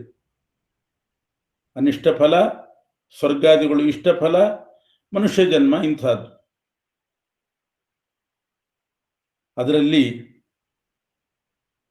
ತ್ಯಾಗಿಗಳಿಗೆ, ಸನ್ಯಾಸಿಗಳಿಗೆ, ಅಂದರೆ ಕರ್ಮ ಮಾಡೋದು, ಫಲದ ಆಸೆ ಬಿಟ್ಟಿರೋದು, ಇಂಥವರಿಗೆ ಈ 3 ಫಲ ಆಗೋದಿಲ್ಲ. ಮೋಕ್ಷವೇ ಆಗ್ತದೆ ಅವ್ರಿಗೆ. 3ಕ್ಕಿಂತ ಮಿಗಿಲಾದದ್ದು ಮೋಕ್ಷ. ಅಂದರೆ ಕರ್ಮ ಮಾಡಿ ಫಲಾಸೆ ಬಿಟ್ಟವರಿಗೆ, ಅವರಿಗೆ ನರಕಾದಿಗಳಾಗಲಿ ಸ್ವರ್ಗಾದಿಗಳಾಗಲಿ ಅಥವಾ ಪುನಃ ಮನುಷ್ಯ ಜನ್ಮ ಇಂಥದ್ದು ಬರೋದಿಲ್ಲ. ಮೋಕ್ಷವೇ ಬರ್ತದೆ, ಆನಂದಾತಿರೇಕ ಅವರಿಗೆ ಉಂಟಾಗ್ತದೆ. ಉಳಿದವರಿಗೆ ಈ 3ರಲ್ಲಿ ಒಂದು ಅನುಭವಿಸಬೇಕಾಗ್ತದೆ ಅಷ್ಟೆ. ಅನಿಷ್ಟಮಿಷ್ಟಂ ಮಿಶ್ರಂಚ ತ್ರಿವಿಧಂ ಕರ್ಮಣ ಫಲಂ ಭವತ್ಯತ್ಯಾಗಿನಾಂ ಪ್ರೇತ್ಯ ನತು ಸನ್ಯಾಸಿನಾಂ ಕ್ವಚಿತ್. ತ್ಯಾಗ ಮಾಡದೇ ಇದ್ದವರಿಗೆ ಇವೆಲ್ಲ ಆಗ್ತದೆ. ತ್ಯಾಗ ಮಾಡಿ ಅದರಲ್ಲಿಯೂ ಸನ್ಯಾಸ ಅಂದರೆ ಫಲದ ಆಸೆ ಬಿಟ್ಟು ಮಾಡ್ತಕ್ಕಂಥವರಿಗೆ ಇವಾಗುವುದಿಲ್ಲ, ಮೋಕ್ಷ ಆಗ್ತದೆ. ಯಾಕೆ ನಾನು ಕರ್ತ ಅನ್ನೋದನ್ನ ಬಿಡಬೇಕು? ಈಗ ತ್ಯಾಗ ಅಂದ್ರೆ ಏನು? ನಾನು ಸ್ವತಂತ್ರ ಕರ್ತ ಅನ್ನೋ ಅಭಿಮಾನ ತ್ಯಾಗವೇ ತ್ಯಾಗ ಹೊರತು ಕರ್ಮತ್ಯಾಗ ತ್ಯಾಗ ಅಲ್ಲ. ಲೋಕದಲ್ಲೂ ಹೇಳ್ತಾರೆ, ಇವರು ಬಹಳ ತ್ಯಾಗ ಮಾಡಿದವರು ಅಂದ್ರೆ ಸುಮ್ಮನೆ ಕೂತವ್ರನ್ನ ತ್ಯಾಗ ಮಾಡಿದವರು ಅನ್ನೋದಲ್ಲ. ಅಭಿಮಾನ ಬಿಟ್ಟವು, ಅಹಂಕಾರ ತ್ಯಾಗ. ಯಾಕೆ ಬಿಡಬೇಕು? ಈ ತ್ಯಾಗಕ್ಕೆ ಯಾಕೆ ಮಹತ್ವ ಅಂದರೆ, ಪಂಚೈತಾನಿ ಮಹಾಬಾಹೋ ಕಾರಣಾನಿ ನಿಬೋಧಮೆ ಸಾಂಖ್ಯೇ ಕೃತಾಂತೆ ಪ್ರೋಕ್ತಾನಿ ಸಿದ್ಧಯೇ ಸರ್ವಕರ್ಮಣಾಂ. ಶಾಸ್ತ್ರದಲ್ಲಿ, ಜ್ಞಾನಕ್ಕೋಸ್ಕರ ಹೊರಟ ಶಾಸ್ತ್ರದಲ್ಲಿ ಯಾವುದೇ ಕರ್ಮ ನಡೀಲಿಕ್ಕೆ 5 ಕಾರಣಗಳನ್ನು ಹೇಳಿದ್ದಾರೆ. ಅಧಿಷ್ಠಾನಂ ತಥಾ ಕರ್ತ ಕರಣಂಚ ಪೃಥಗ್ವಿಧಂ ವಿವಿಧಾಶ್ಚ ಪೃಥಕ್ ಚೇಷ್ಟಾ ದೈವಂಚೈವಾತ್ರ ಪಂಚಮಂ. ಒಂದು ಕರ್ಮ ನಡೀಬೇಕಾದ್ರೆ 5 ಬೇಕು. ಅಧಿಷ್ಠಾನ ಅಂದರೆ ದೇಹ, ಭೂಮಿ, ಮನೆ, ನೆಲ ಇವೆಲ್ಲ ಬೇಕು. ಇದಕ್ಕೆ ಅಧಿಷ್ಠಾನ ಅಂತ ಕರೀತಾರೆ. ಕರ್ತ, ಅಸ್ವತಂತ್ರನಾದ ಜೀವ ಬೇಕು, ಕರ್ಮ ಮಾಡೋಕ್ಕೆ ಜೀವ ಬೇಕು. ಅಧಿಷ್ಠಾನ ಅಂದರೆ ಭೂಮಿ, ದೇಹ ಇವೆಲ್ಲ. ಆಮೇಲೆ ಕರ್ತ ಜೀವ. ಕರಣಂಚ ಪೃಥಗ್ವಿಧಂ ಅಂದರೆ ಇಂದ್ರಿಯಗಳು ಬೇಕು. ಕೆಲವು ಜಡ ಪದಾರ್ಥಗಳು, ಇಂದ್ರಿಯ ಅಲ್ಲದೆ ಬೇರೆ ಜಡ ಪದಾರ್ಥಗಳು, ಸಾಮಾನುಗಳು ಬೇಕಾಗ್ತದೆ. ಕೆಲವು ಉಪಕರಣಗಳು ಬೇಕು. ಪೂಜೆ ಮಾಡಬೇಕು ಅಂದರೆ ಕೈ ಬೇಕು, ಕಣ್ಣು ಬೇಕು, ನಾಲಿಗೆ ಬೇಕು, ಜೊತೆಗೆ ಹಲಗೆ ಆರ್ತಿ, ಧೂಪಾರ್ತಿ, ಪಂಚಪಾತ್ರೆ, ಉದ್ಧರಣೆ ಇವೆಲ್ಲ ಬೇಕು. 3ನೇದು. ಇನ್ನು ವಿವಿಧಾಶ್ಚ ಪೃಥಕ್ ಚೇಷ್ಟಾ, ನಾನಾ ವಿಧವಾದ ಚೇಷ್ಟೆಗಳು ಅಂದರೆ ಕೈ ಕಾಲಿನ ವ್ಯಾಪಾರ, ಕೈ ಕಾಲುಗಳ ಚೇಷ್ಟೆ ಅಂದರೆ ಕೈಯಿಂದ ಮಂಗಳಾರತಿ ತಿರುಗಿಸ್ಬೇಕು. ಕೈ ಎತ್ತಲಿಕ್ಕೆ ಬರದಿದ್ರೆ ಅವನಿಗೆ ಕರ್ಮ ನಡೆಯೋದಿಲ್ಲ. ಕಾಲಿನಿಂದ ನಡಿಬೇಕು, ಸ್ನಾನ ಮಾಡಬೇಕು. ಇವೆಲ್ಲ ಹಸ್ತಾದಿ ವ್ಯಾಪಾರಗಳು ಅಂತ ಕರೀತಾರೆ. ವಿವಿಧಾಶ್ಚ ಪೃಥಕ್ ಚೇಷ್ಟಾ, ಕೈ ಕಾಲು ಮೊದಲಾದ ಅವಯವಗಳಿಂದ ಮಾಡುವ ಕ್ರಿಯೆಗಳು. ಹಾಗೆ ಮಾನಸಿಕ ಕ್ರಿಯೆ, ಮನಸ್ಸಿನಿಂದ ಯೋಚನೆ ಮಾಡಬೇಕು, ಪರಮಾತ್ಮನ ಗುಣಚಿಂತನೆ ಮಾಡಬೇಕು. ಇವೆಲ್ಲ ದೈಹಿಕ ಮಾನಸಿಕ ಕ್ರಿಯೆಗಳು. ದೈವಂಚೈವಾತ್ರ ಪಂಚಮ, 5ನೇದ್ದು ಪರಮಾತ್ಮ. 5ನೇದ್ದು ಪರಮಾತ್ಮ, ಅವರ ಅದೃಷ್ಟ, ಅದರ ಪ್ರಕಾರ ಫಲ ಕೊಡುವ ಪರಮ. ಹೀಗೆ 5 ಪ್ರತಿಯೊಂದು ಕರ್ಮಕ್ಕೆ ಬೇಕು. ಇಷ್ಟು 5 ಇರುವಾಗ ಅದೆಲ್ಲ ಬಿಟ್ಟು ನಾನೇ ಸ್ವತಂತ್ರ, ನಾನು ಮಾಡಿದೆ ಅಂದ್ರೆ ಏನರ್ಥ? ಒಂದು ಕಡೆ ದೇವ್ರ ಪೂಜೆ ಮಾಡಬೇಕಾದ್ರೆ ಮಳೆ ಬಂದಾಗ ಮಾಡ್ಲಿಕ್ಕೆ ಮನೆ ಬೇಡುವ, ಮನೆ ಇಲ್ದಿದ್ರೆ ಹೊರಗಡೆ ಕೂತ್ಕೊಂಡು ಮಾಡ್ಲಿಕ್ಕೆ ಆಗ್ತದೆ ಮಳೆಯಲ್ಲಿ. ಆದ್ರಿಂದ ಅಧಿಷ್ಠಾನ, ಕರ್ತ, ಕರಣ, ಆಮೇಲೆ ನಾನಾ ವಿಧವಾದ ವ್ಯಾಪಾರಗಳು ಇದನ್ನೆಲ್ಲ ಮಾಡಿಸ್ತಕ್ಕಂಥ ಪರಮಾತ್ಮ. 5 ಇರುವಾಗ ತಾನು ಅಂತ ತಿಳ್ಕೊಂಡ್ರೆ ಅದು ತ್ಯಾಗ ಆಗೋದಿಲ್ಲ. ತನ್ನ ಅಹಂಕಾರವನ್ನ ತ್ಯಾಗ ಮಾಡಬೇಕು. ನಾನು ಮಾಡಿದ್ದು ಅನ್ನೋ ಸ್ವಾತಂತ್ರ್ಯವನ್ನ ಬಿಟ್ಟಾಗ ತ್ಯಾಗ ಆಗ್ತದೆ. ಇದು ತ್ಯಾಗದ ಅರ್ಥ. ಸನ್ಯಾಸ ಅಂದ್ರೂ ಅಷ್ಟೇನೆ. ವೈಕಲ್ಪಿಕ ಕರ್ಮ ಮಾಡುವಾಗ ಫಲದ ಆಸೆ ಬಿಟ್ಟು ಕರ್ಮ ಮಾಡೋದೇ ಸನ್ಯಾಸ. ಎರಡೂ ಒಂದೇ. ಶರೀರವಾಂಗ್ ಮನೋಭಿರ್ಯತ್ ಕರ್ಮ ಪ್ರಾರಭತೆ ನರಃ ನ್ಯಾಯಂ ವಾ ವಿಪರೀತಂ ವಾ ಪಂಚೈತೆ ತಸ್ಯ ಹೇತವಃ. ಶರೀರದಿಂದ, ವಾಕ್ನಿಂದ, ಮನಸ್ಸಿನಿಂದ ಏನು ಕರ್ಮ ಮಾಡಿದರೂ ಕೂಡ ಇವು 5 ಬೇಕು. ತತ್ರೈವಂ ಸತಿ. ಇಷ್ಟು 5 ಇರುವಾಗ ಕೇವಲ ಕರ್ತೃವಾದ ತನ್ನನ್ನೇ ನಾನೇ ಕರ್ತ ಅಂತ ಯಾರಾದರೂ ಭಾವಿಸಿದರೆ ಅಕೃತ ಬುದ್ಧಿತ್ವಾತ್ ನಸ ಪಶ್ಯತಿ ದುರ್ಮತಿ. ಅವನು ಸರಿಯಾದ ವಿಮರ್ಶೆ ಮಾಡಿಲ್ಲ ಅಂತ ಅರ್ಥ. ಅಕೃತ ಬುದ್ಧಿ, ವಿಮರ್ಶೆ ಮಾಡದೇ ಇದ್ದವನು, ಅವನು ದುರ್ಮತಿ. ಯಸ್ಯ ನಾಹಂಕೃತೋ ಭಾವ ಬುದ್ಧಿರ್ಯಸ್ಯ ನ ಲಿಪ್ಯತೆ ಹತ್ವಾಪಿ ಸೈಮಾನ್ ಲೋಕಾನ್ ನಹಂತೆ ನ ನಿಬದ್ಧತೆ. ಹೀಗೆ ತಿಳ್ಕೊಂಡು ಯಾರು ಲೋಕ ಸಂಹಾರ ಮಾಡ್ತಾರೋ ಅವರಿಗೂ ಕೂಡ ಪಾಪ ಅಂಟೋದಿಲ್ಲ. ರುದ್ರದೇವರು ಸಂಹಾರಕರ್ತರು, ಅವ್ರಿಗೆ ಪಾಪ ಬರ್ತದೇನು? ಇಲ್ಲ. ಭಗವಂತನ ಆಜ್ಞಾ ಪ್ರಕಾರ ನಾನು ಮಾಡ್ತಾ ಇದ್ದೇನೆ ಅಂತ 5 ಇದೆ ಅಂತ ತಿಳ್ಕೊಂಡಿದ್ದಾರೆ. ವೃತ್ರಾಸುರನ ಸಂಹಾರ ಮಾಡಿದಂಥ ಇಂದ್ರನಿಗೂ ದೋಷ ಬರಲಿಲ್ಲ, ಯಮದೇವರಿಗೂ ದೋಷ ಇಲ್ಲ, ರುದ್ರದೇವರಿಗೆ ದೋಷ ಇಲ್ಲ. ವೃತ್ರಾಸುರ ಸಂಹಾರ ಮಾಡಿ ಇಂದ್ರ ಮಹಾತ್ಮನೇ ಆದ. ಯಾಕೆ? ನಾಹಂಕೃತೋ ಭಾವ. ಅವರ ಭಾವ ಅಹಂಕೃತವಾಗಿಲ್ಲ. ಅಂದ್ರೆ ನಾನೇ ಕರ್ತ, ಸ್ವತಂತ್ರ ಅನ್ನೋ ಅಭಿಮಾನ ಸಹಿತವಾಗಿಲ್ಲ. ಬುದ್ಧಿರ್ಯಸ್ಯ ನಲಿಪ್ಯತೆ ಅಂತಂದ್ರೆ ಫಲದ ಆಶೆಯ ಲೇಪ ಅವರ ಬುದ್ಧಿಯಲ್ಲಿ ಇಲ್ಲ. ಆದ್ರಿಂದ ಅವರು ಏನು ಮಾಡಿದ್ರು ಕೂಡ ಅವರಿಗೆ ಆ ಕರ್ಮ ಬಂಧಕ ಆಗೋದಿಲ್ಲ. ಕರ್ಮ ಮಾಡಿದ್ದಾರೆ, ಕರ್ಮ ಏನೂ ಬಿಟ್ಟಿಲ್ಲ. ಜ್ಞಾನಂ ಜ್ಞೇಯಂ ಪರಿಜ್ಞಾತ ತ್ರಿವಿಧ ಕರ್ಮಚೋದನ ಕರಣಂ ಕರ್ಮ ಕರ್ತೇತಿ ತ್ರಿವಿಧ ಕರ್ಮ ಸಂಗ್ರಹ.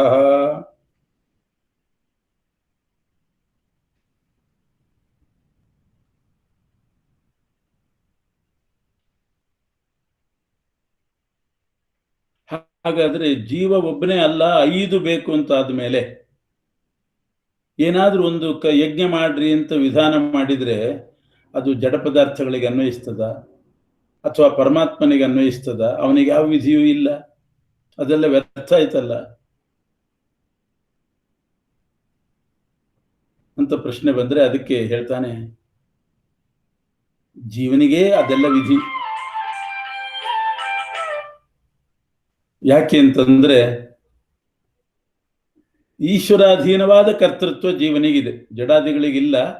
ಈಶ್ವರಾಧೀನ ಕರ್ತೃತ್ವ ಇರೋದ್ರಿಂದ ಈಗ ರಾಜನ ಅಧೀನವಾಗಿ ಕರ್ತೃಗಳಾಗಿರ್ತಾರೆ ಸೇವಕರು, ಅವರು ವಿಧಿಬದ್ಧರಾಗಿದ್ದಾರೋ ಇಲ್ಲೋ, ಇಂಥ ಕೆಲಸ ನೀವು ಮಾಡಬೇಕು ಅನ್ನೋ ವಿಧಿ ಅವರಿಗೆ ಸೇರ್ತದೆ.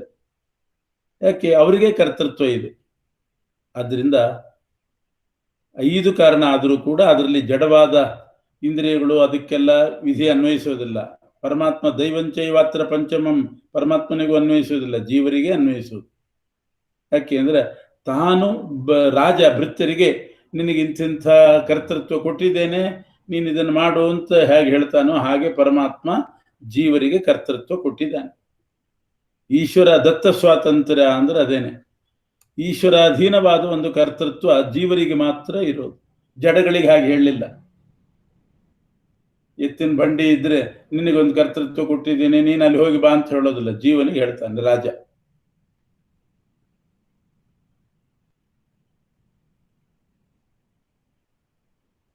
ಆದ್ರಿಂದ ಜೀವನಿಗೆ ವಿಧಿಜ್ಞಾನ ಹುಟ್ಟಿಸಿ, ಫಲ ಇಚ್ಛೆ ಎಲ್ಲ ಹುಟ್ಟಿಸಿ ಪ್ರಯತ್ನ ಮಾಡುವಂತೆ ಮಾಡೋದು, ಇದೆಲ್ಲ ಪರಮಾತ್ಮ ಮಾಡ್ತಾನೆ. ಪಂಚಕಾರಣಗಳನ್ನು ಒದಗಿಸಿಕೊಡೋದು ಅವನೇನೆ.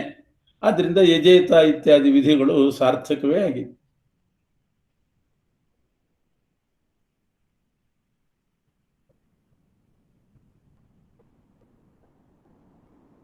ಕೆಲವು ಕಡೆ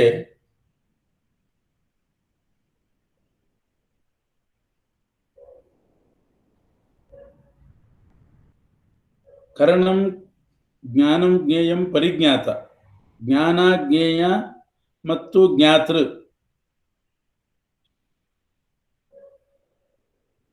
ಕರಣಂ ಕರ್ಮ ಕರ್ತ, ಕರ್ಮದಲ್ಲಿ 3, ಕರ್ಮಚೋದನೆಯಲ್ಲಿ 3. ಅಂದರೆ ಕರ್ಮಚೋದನೆ ಅಂತಂದ್ರೆ ವೇದ ವಿಧಾನ ಮಾಡೋದು. ಜ್ಞಾನ ಜ್ಞೇಯ ಜ್ಞಾತ, ಕರ್ಣ ಕರ್ಮ ಕರ್ತ ಅಂತ 3 ಥರ ಹೇಳ್ತಾರೆ. ಅದು ಸಂಗ್ರಹವಾಗಿ ಹೇಳಿದ್ದಷ್ಟೇ, ಸಂಗ್ರಹವಾಗಿ ಹೇಳಿದ್ದು. ಕರ್ಣ ಅಂದರೆ ಇಂದ್ರಿಯಾದಿ ಕರ್ಣಗಳು, ಕರ್ಮ ಅಂದರೆ ಅವನ ಚೇಷ್ಟ, ಅವನ ವ್ಯಾಪಾರ, ಆಕ್ಷನ್, ಕರ್ತ ಅಂದರೆ ಜೀವ. ಇದು ಕರ್ಮದ ವಿಷಯದಲ್ಲಿ 3. ಇದು ಸಂಗ್ರಹವಾಗಿ ಹೇಳಿದ್ದು, ಸಂಕ್ಷೇಪ. ವೇದವು ಕೂಡ ವಿಧಾನ ಮಾಡ್ತದೆ, ಜ್ಞಾನ ಹುಟ್ಟಿಸ್ತದೆ. ಜ್ಞೇಯವಾದಂಥ ಪರಮಾತ್ಮನ ವಿಷಯ ಕರ್ಮ ಇವೆಲ್ಲ ಜ್ಞೇಯ, ಪರಿಜ್ಞಾತ ಜೀವ. ಆದರೆ ಜೊತೆಗೆ ಅಧಿಷ್ಠಾನ, ಅದೃಷ್ಟ, ಈಶ್ವರ ಇವರೆಲ್ಲ ಸೇರಿಸ್ಕೊಂಡೇ ಇಟ್ಕೋಬೇಕು. ಅಧಿಷ್ಠಾನ ಮತ್ತು ಅದೃಷ್ಟ ಕರ್ಣದಲ್ಲಿ ಸೇರಿಸಬೇಕು, ಈಶ್ವರನನ್ನ ಕರ್ತೃವಿನಲ್ಲಿ ಸೇರಿಸಬೇಕು. ಅಂತೂ 5, 3 ಅಂತೇನು ವಿಭಾಗ ಮಾಡಿ ಹೇಳಿದ್ದಾರೆ, ಅದಕ್ಕೂ ವಿರೋಧ ಏನಿಲ್ಲ. ಅಂತರ್ಭಾವ ಮಾಡೋದು ಅಂತಾರೆ. ಕರ್ತ ಅನ್ನುವಾಗಲೇ ಸ್ವತಂತ್ರ ಕರ್ತ ಅಸ್ವತಂತ್ರ ಕರ್ತ ಅಂತ ಮಾಡಿ ಪರಮಾತ್ಮನನ್ನು ಸೇರಿಸಬೇಕು. ಅದೃಷ್ಟವನ್ನು ಕೂಡ ಕರ್ಣದಲ್ಲಿ ಸೇರಿಸಬೇಕು. ಈ ಪ್ರಶ್ನೆಗಳಿಗೆ ಉತ್ತರ ಕೊಟ್ಟ. ಆದ್ರಿಂದ 5, 3 ಅದಕ್ಕೂ ಏನು ವಿರೋಧ ಇಲ್ಲ ಅಂತ ಅವಾಂತರ ಪ್ರಶ್ನೆಗೆ ಒಂದು ಉತ್ತರ. ಜ್ಞಾನಂ ಕರ್ಮ ಚ ಕರ್ತ ಚ ತ್ರಿಧೈವ ಗುಣಭೇದತಃ ಪ್ರೋಚ್ಯತೆ ಗುಣಸಂಖ್ಯಾನೆ ಯಥಾವತ್ ಶೃಣುತಾನ್ಯಪಿ. ಇನ್ನು ಜ್ಞಾನ, ಕರ್ಮ, ಕರ್ತೃ ಇವು ಕೂಡ 3 ವಿಧ ಇದೆ. ಈಗ ವೇದ ಉಂಟು ಮಾಡೋದು ಜ್ಞಾನವನ್ನ, ಜ್ಞಾತೃ ಜೀವ, ಜ್ಞೇಯವಾದದ್ದು ವಿಷಯ ಕರ್ಮವೋ ಇಂಥದ್ದು, ಅದು 3 ವಿಧ. ಜ್ಞಾನದಲ್ಲಿ 3 ವಿಧ ಅಂದರೆ ಸಾತ್ವಿಕ ಜ್ಞಾನ, ರಾಜಸ ಜ್ಞಾನ, ತಾಮಸ ಜ್ಞಾನ. ಸರ್ವಭೂತೇಷು ಏನೈಕಂ ಭಾವಂ ಅವ್ಯಯಮೀಕ್ಷತೆ ಅವಿಭಕ್ತಂ ವಿಭಕ್ತೇಷು ತಜ್ಞಾನಂ ವಿದ್ಧಿ ಸಾತ್ವಿಕಂ. ಸಾತ್ವಿಕ ಜ್ಞಾನ ಅಂತಂದ್ರೆ ಈ ಶ್ಲೋಕ ಮೇಲ್ನೋಟಕ್ಕೆ ನೋಡುವಾಗ ಸರ್ವಭೂತೇಷು ಎಲ್ಲ ಜೀವರಲ್ಲಿ ಏಕಂ ಭಾವಂ ಐಕ್ಯವನ್ನು ತಿಳ್ಕೊಂಡ್ರೆ ಸಾತ್ವಿಕ ಜ್ಞಾನ ಅಂತ ಹೇಳಿದ ಹಾಗೆ ಕಾಣಿಸ್ತದೆ. ಆದ್ರೆ ಹಾಗಲ್ಲ. ಸರ್ವಭೂತೇಷು ಏನ ಏಕಂ ಭಾವಂ ಅವ್ಯಯಮೀಕ್ಷತೆ ಅಂದರೆ ಎಲ್ಲ ಜೀವರಲ್ಲಿ ಏಕಂ ಭಾವಂ, ಭಾವ ಅಂದರೆ ಪರಮಾತ್ಮ, ಒಬ್ಬನೇ ಒಬ್ಬ ಪರಮಾತ್ಮ ನಾನಾ ವಿಧ ಜೀವರಲ್ಲಿ ಇದ್ದಾನೆ ಅಂತ ತಿಳ್ಕೋಬೇಕು. ಅವಿಭಕ್ತಂ ವಿಭಕ್ತೇಷು, ಉತ್ತರಾರ್ಧದಲ್ಲಿ ಸ್ಪಷ್ಟವಾಗಿ ಹೇಳಿದೆ. ವಿಭಕ್ತೇಷು, ಜೀವರಲ್ಲೆಲ್ಲ ವಿಭಾಗ ಇದೆ, ನಾನಾ ಥರ ಇದ್ದಾರೆ. ಅವರಲ್ಲಿ ಅವಿಭಕ್ತನಾದ ಪರಮಾತ್ಮ ಇದ್ದಾನೆ, ಅವನಲ್ಲಿ ವಿಭಾಗ ಇಲ್ಲ. ಜೀವರಲ್ಲಿ ಸಾತ್ವಿಕ ಜೀವರು, ತಾಮಸ ಜೀವರು ಅಂತೆಲ್ಲ ಇದ್ದಾರೆ, ನಾನಾ ಥರ ಇದೆ. ಆದರೆ ಎಲ್ಲ ಕಡೆ ಇಲ್ಲೋ ಪರಮಾತ್ಮ, ಅವನಲ್ಲಿ ವಿಭಾಗ ಇಲ್ಲ. ಹೀಗೆ ಎಲ್ಲ ಜೀವರಲ್ಲಿ ಒಬ್ಬನೇ ಪರಮಾತ್ಮ ಇದ್ದಾನೆ, ಅವನಲ್ಲಿ ಭೇದ ಇಲ್ಲ, ಜೀವರಲ್ಲಿ ಭೇದ ಇದೆ ಅಂತ ಯಾರು ತಿಳ್ಕೊಳ್ತಾರೋ ಈ ಜ್ಞಾನಕ್ಕೆ ಸಾತ್ವಿಕ ಜ್ಞಾನ ಅಂತ ಹೆಸರು. ಪೃಥಕ್ತ್ವೇನ ತು ಯಜ್ಞಾನಂ ನಾನಾ ಭಾವಾನ್ ಪೃಥಕ್ ವಿಧಾನ್ ವೇತ್ತಿ ಸರ್ವೇಷು ಭೂತೇಷು ತಜ್ಞಾನಂ ವಿದ್ಯೆ ರಾಜಸಂ.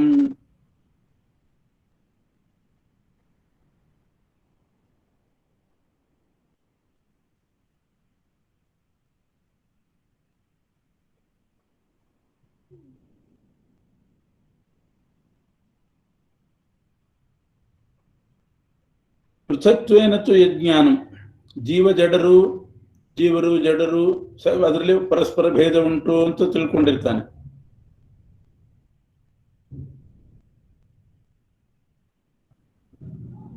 ಆದರೆ ವೇತ್ತಿ ಸರ್ವೇಷು ಭೂತೇಷು, ಈಶ್ವರನ ವಿಷಯದಲ್ಲಿ ಮಾತ್ರ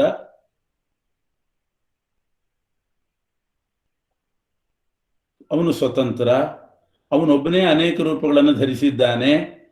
ಈ ಜ್ಞಾನ ಇಲ್ಲದೆ ಇದ್ರೆ ಅದು ರಾಜಸ ಜ್ಞಾನ ಅಂತ ಅರ್ಥ.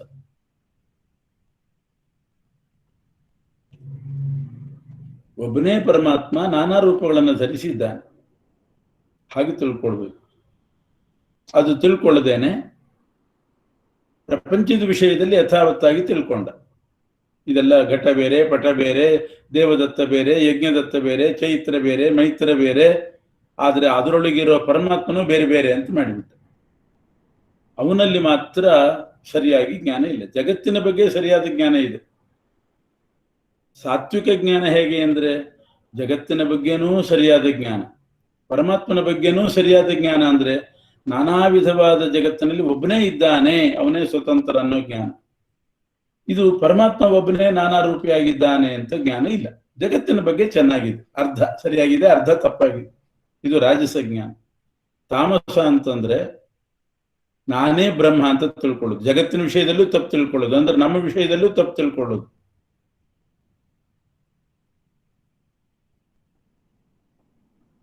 ಜಗತ್ತಿನ ವಿಷಯದಲ್ಲಿ ಇದು ತಪ್ಪು ತಿಳ್ಕೊಳ್ಳೋದು, ಅಸತ್ಯ ಹೀಗೆ ತಿಳ್ಕೊಳ್ಳೋದು. ಎತ್ತು ಕೃಚ್ಛನವದ್ ಏಕಸ್ಮಿನ್ ಕಾರ್ಯೇ ಸಕ್ತ ಮಹೀತುಕಂ ಅತತ್ವಾರ್ಥವದ್ ಅಲ್ಪಂಚ ತತ್ಸಾಮಸಂ ಉದಾಹೃತಂ. ಅಜ್ಞಾನಾಂಶವೇ ಜಾಸ್ತಿ ಇರ್ತದೆ.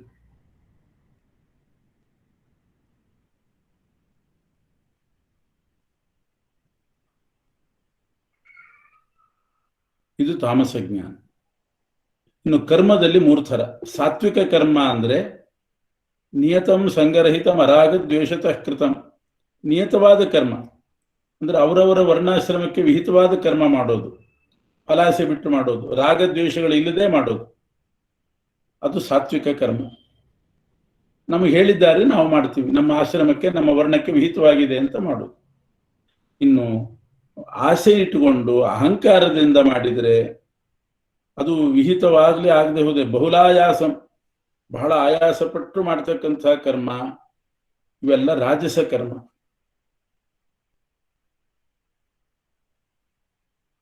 ನಾನೇ ಸ್ವತಃ ಮಾಡ್ತಿದ್ದೇನೆ ಅನ್ನೋ ಸ್ವತಂತ್ರ ಕರ್ತೃತ್ವಾಭಿಮಾನದಿಂದ ಮಾಡೋದು. ಇನ್ನು ತಾಮಸ ಕರ್ಮ ಅಂತಂದ್ರೆ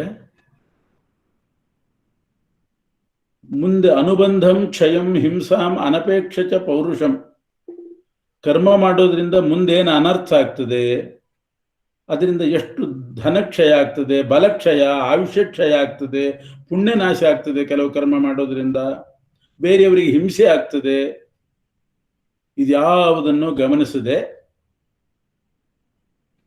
ನನ್ನ ಸುಖಕ್ಕೋಸ್ಕರ ನಾನು ಮಾಡ್ತೇನೆ ಅಂತ ಒಂದು ಭ್ರಾಂತಿಯಿಂದ ಮಾಡೋ ಕರ್ಮ, ಇದು ತಾಮಸ ಕರ್ಮ. ಕರ್ಮ ಮಾಡುವಾಗ ನೋಡಬೇಕು, ಕೆಲವು ಕರ್ಮ ಮಾಡೋದ್ರಿಂದ ಅವರ ಪುಣ್ಯನೇ ಹೋಗ್ತದೆ, ಬೇರೆಯವರಿಗೆ ಹಿಂಸೆ ಆಗ್ತದೆ, ಆ ಪರಿಣಾಮದಲ್ಲಿ ಅನರ್ಥವೂ ಆಗಿರ್ತದೆ, ಅಜ್ಞಾನದಿಂದ ಮಾಡಿರ್ತಾರೆ. ಇದೆಲ್ಲ ತಾಮಸ ಕರ್ಮ. ಕರ್ತೃ 3 ವಿಧ ಇದ್ದಾನೆ.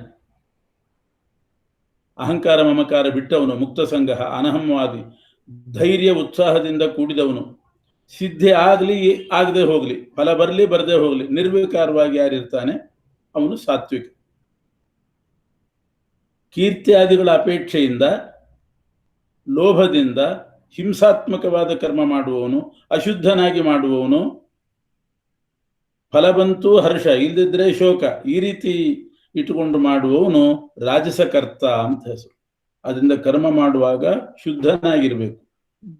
ಶುದ್ಧನಾಗಿರ್ಬೇಕು, ಅದು ಬಹಳ ಮುಖ್ಯ. ಹಿಂಸಾತ್ಮಕವಾದ ಕರ್ಮ ಮಾಡುವವನಾಗಿರಬಾರದು.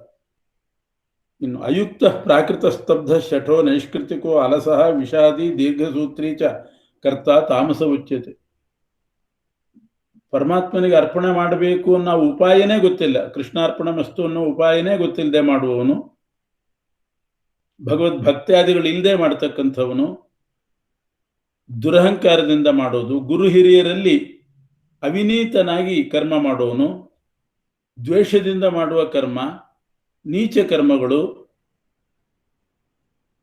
ಈ ರೀತಿ ಮಾಡಿದರೆ ಆವಾಗ ತಾಮಸಕರ್ತ ಅಂತ ಅವನನ್ನು ಕರೀತಾರೆ. ಬುದ್ಧೇರ್ಭೇದಂ ಧೃತೇಶ್ಚೈವ. ಇನ್ನು ಬುದ್ಧಿ ಮತ್ತು ಧೈರ್ಯದಲ್ಲೂ ಇದೇ ರೀತಿ ಇದೆ, ಕೇಳು ಅಂತ ಹೇಳ್ತಾರೆ. ಸಾತ್ವಿಕ ಬುದ್ಧಿ ಅಂದರೆ ಪ್ರವೃತ್ತಿಂಚ ನಿವೃತ್ತಿಂಚ ಕಾರ್ಯಾಕಾರ್ಯೇ ಭಯಾಭಯೇ ಬಂಧಂ ಮೋಕ್ಷಂಚ ಯೋವೇತ್ತಿ ಬುದ್ಧಿಸ್ಸ ಪಾರ್ಥ ಸಾತ್ವಿಕಿ. ಯಾವುದು ಪ್ರವೃತ್ತ ಕರ್ಮ, ಯಾವುದು ನಿವೃತ್ತ ಕರ್ಮ, ಅದನ್ನು ತಿಳ್ಕೊಂಡಿರ್ಬೇಕು ಚೆನ್ನಾಗಿ. ಪ್ರವೃತ್ತ ಕರ್ಮ ಅಂದರೆ ಮತ್ತೆ ಮತ್ತೆ ನಮ್ಮನ್ನು ಸಂಸಾರದಲ್ಲಿ ಬೀಳಿಸುವ ಕರ್ಮ ಪ್ರವೃತ್ತ ಕರ್ಮ. ಸಂಸಾರದಿಂದ ನಿವೃತ್ತಿಗೊಳಿಸಿ ಮೋಕ್ಷಕ್ಕೆ ಕರ್ಕೊಂಡು ಹೋಗುವ ಕರ್ಮ ನಿವೃತ್ತ ಕರ್ಮ. ಯಾವುದು ಕಾರ್ಯ, ಯಾವುದು ಅಕಾರ್ಯ, ಯಾವುದು ವಿಹಿತ, ಯಾವುದು ನಿಷಿದ್ಧ, ಅದನ್ನು ತಿಳ್ಕೊಂಡಿರ್ಬೇಕು.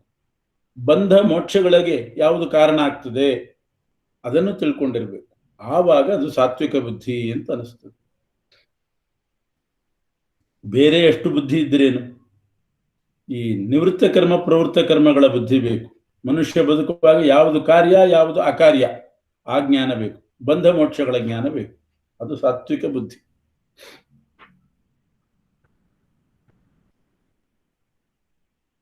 ಇನ್ನು ರಾಜಸ ಬುದ್ಧಿ ಅಂತಂದ್ರೆ ಧರ್ಮ ಅಧರ್ಮಗಳು, ಕಾರ್ಯ ಅಕಾರ್ಯಗಳನ್ನ ವ್ಯತ್ಯಾಸವಾಗಿ ತಿಳ್ಕೊಳ್ಳುವವನು. ಅಕಾರ್ಯವನ್ನ ಕಾರ್ಯ ಅಂತ ತಿಳ್ಕೊಂಡು, ಅಧರ್ಮವನ್ನ ಧರ್ಮ ಅಂತ ತಿಳ್ಕೊಂಡು ಮಾಡಿದ್ರೆ ಇದು ರಾಜಸ ಬುದ್ಧಿ. ಆ ಬುದ್ಧಿ ಆ ರೀತಿ ತಿಳ್ಕೊಂಡ್ರೆ ಅದು ರಾಜಸ ಬುದ್ಧಿ. ಯಯಾ ಧರ್ಮಂ ಅಧರ್ಮಂಚ ಕಾರ್ಯಂಚ ಅಕಾರ್ಯಮೇವಚ ಅಯಥಾವತ್ ಪ್ರಜಾನಾತ್. ಸರಿಯಾಗಿ ಕರ್ಮದ ಬಗ್ಗೆ ಗೊತ್ತಿಲ್ಲ, ಬಂಧ ಮೋಕ್ಷಗಳ ಬಗ್ಗೆ ಗೊತ್ತಿಲ್ಲ, ಆ ರೀತಿ ಅರ್ಥ. ಕರ್ಮ ಮೋಕ್ಷಗಳು, ಕರ್ಮ ಕಾರ್ಯ ಅಕಾರ್ಯ, ಬಂಧ ಮೋಕ್ಷ, ಧರ್ಮ ಅಧರ್ಮ ಸರಿಯಾದ ಜ್ಞಾನ ಇಲ್ಲದೆ ಮಾಡಿದರೆ ಅಥವಾ ಸಂದೇಹದಿಂದ ಮಾಡಿದರೆ ರಾಜಸ. ಅಧರ್ಮವನ್ನೇ ಧರ್ಮ ಅಂತ ತಿಳ್ಕೊಂಡು, ಅಕಾರ್ಯವನ್ನೇ ಕಾರ್ಯ ಅಂತ ತಿಳ್ಕೊಂಡು ಮಾಡಿದರೆ ಅದು ತಾಮಸ. ಇನ್ನು ಧೈರ್ಯದಲ್ಲಿ ಧೈರ್ಯ 3 ವಿಧ.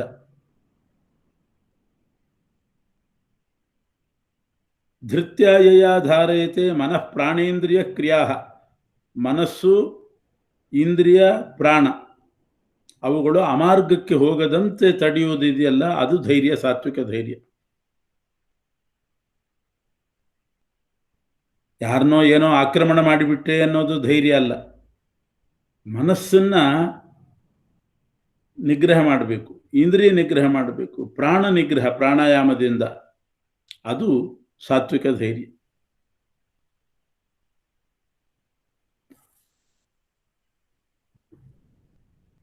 ಧರ್ಮ ಕಾಮ ಅರ್ಥಗಳಿಗೆ ಸಾಧಕವಾದದ್ದು ಮನಸ್ಸು, ಪ್ರಾಣ, ಇಂದ್ರಿಯಗಳು. ಅದನ್ನ ಫಲಾಪೇಕ್ಷೆ ಹೊಂದಿ ಕರ್ತೃತ್ವಾಭಿನಿವೇಶ ಇಟ್ಟುಕೊಂಡು, ನಾನೇ ಕರ್ತ ಅಂತ ಅಭಿನಿವೇಶ ಇಟ್ಟುಕೊಂಡು, ಫಲಾಪೇಕ್ಷೆ ಇಟ್ಟುಕೊಂಡು ಈ ಪ್ರಾಣೇಂದ್ರಿಯ ವ್ಯಾಪಾರಗಳನ್ನು ಧರಿಸಿದರೆ, ಕಂಟ್ರೋಲ್ ಮಾಡಿದರೆ ಅದು ರಾಜಸ ಧೈರ್ಯ. ರಾಜಸ ಧೈರ್ಯ.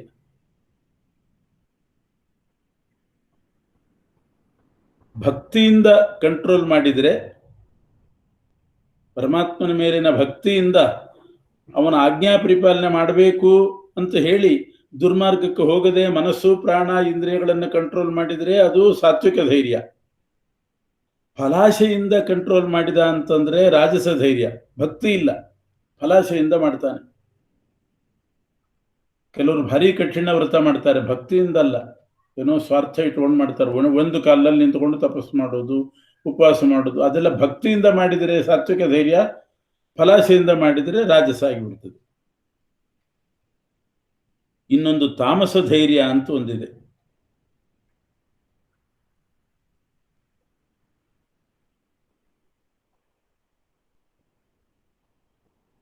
ತಾಮಸ ಧೈರ್ಯ ಅಂದ್ರೆ ಏನು?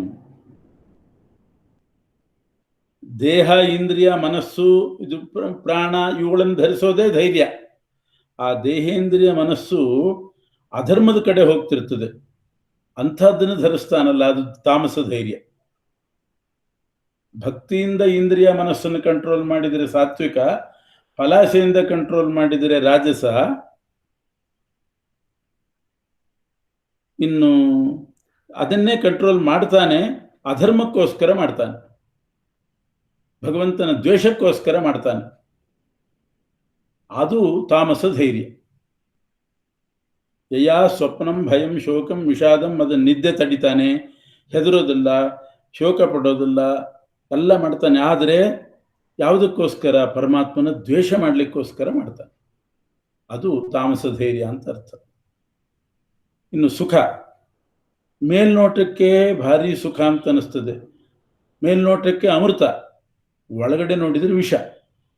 ಮೇಲೆಲ್ಲ ಅಮೃತ ಕಾಣಿಸ್ತದೆ, ಒಳಗಡೆ ವಿಷ ತುಂಬಿದೆ. ಇದು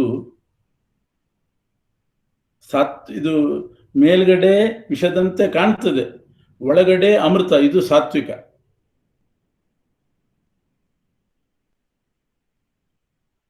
ಅಂದ್ರೆ ಆರಂಭದಲ್ಲಿ ಬಹಳ ಕ್ಲೇಶ ಆಗ್ತದೆ, ಕಷ್ಟ ಆಗ್ತದೆ, ಇದೇನು ಕಿರಿಕಿರಿ ಅಂತ ಅನಿಸ್ತದೆ. ಆದರೆ ಪರಿಣಾಮದಲ್ಲಿ ಬಹಳ ಸುಖ.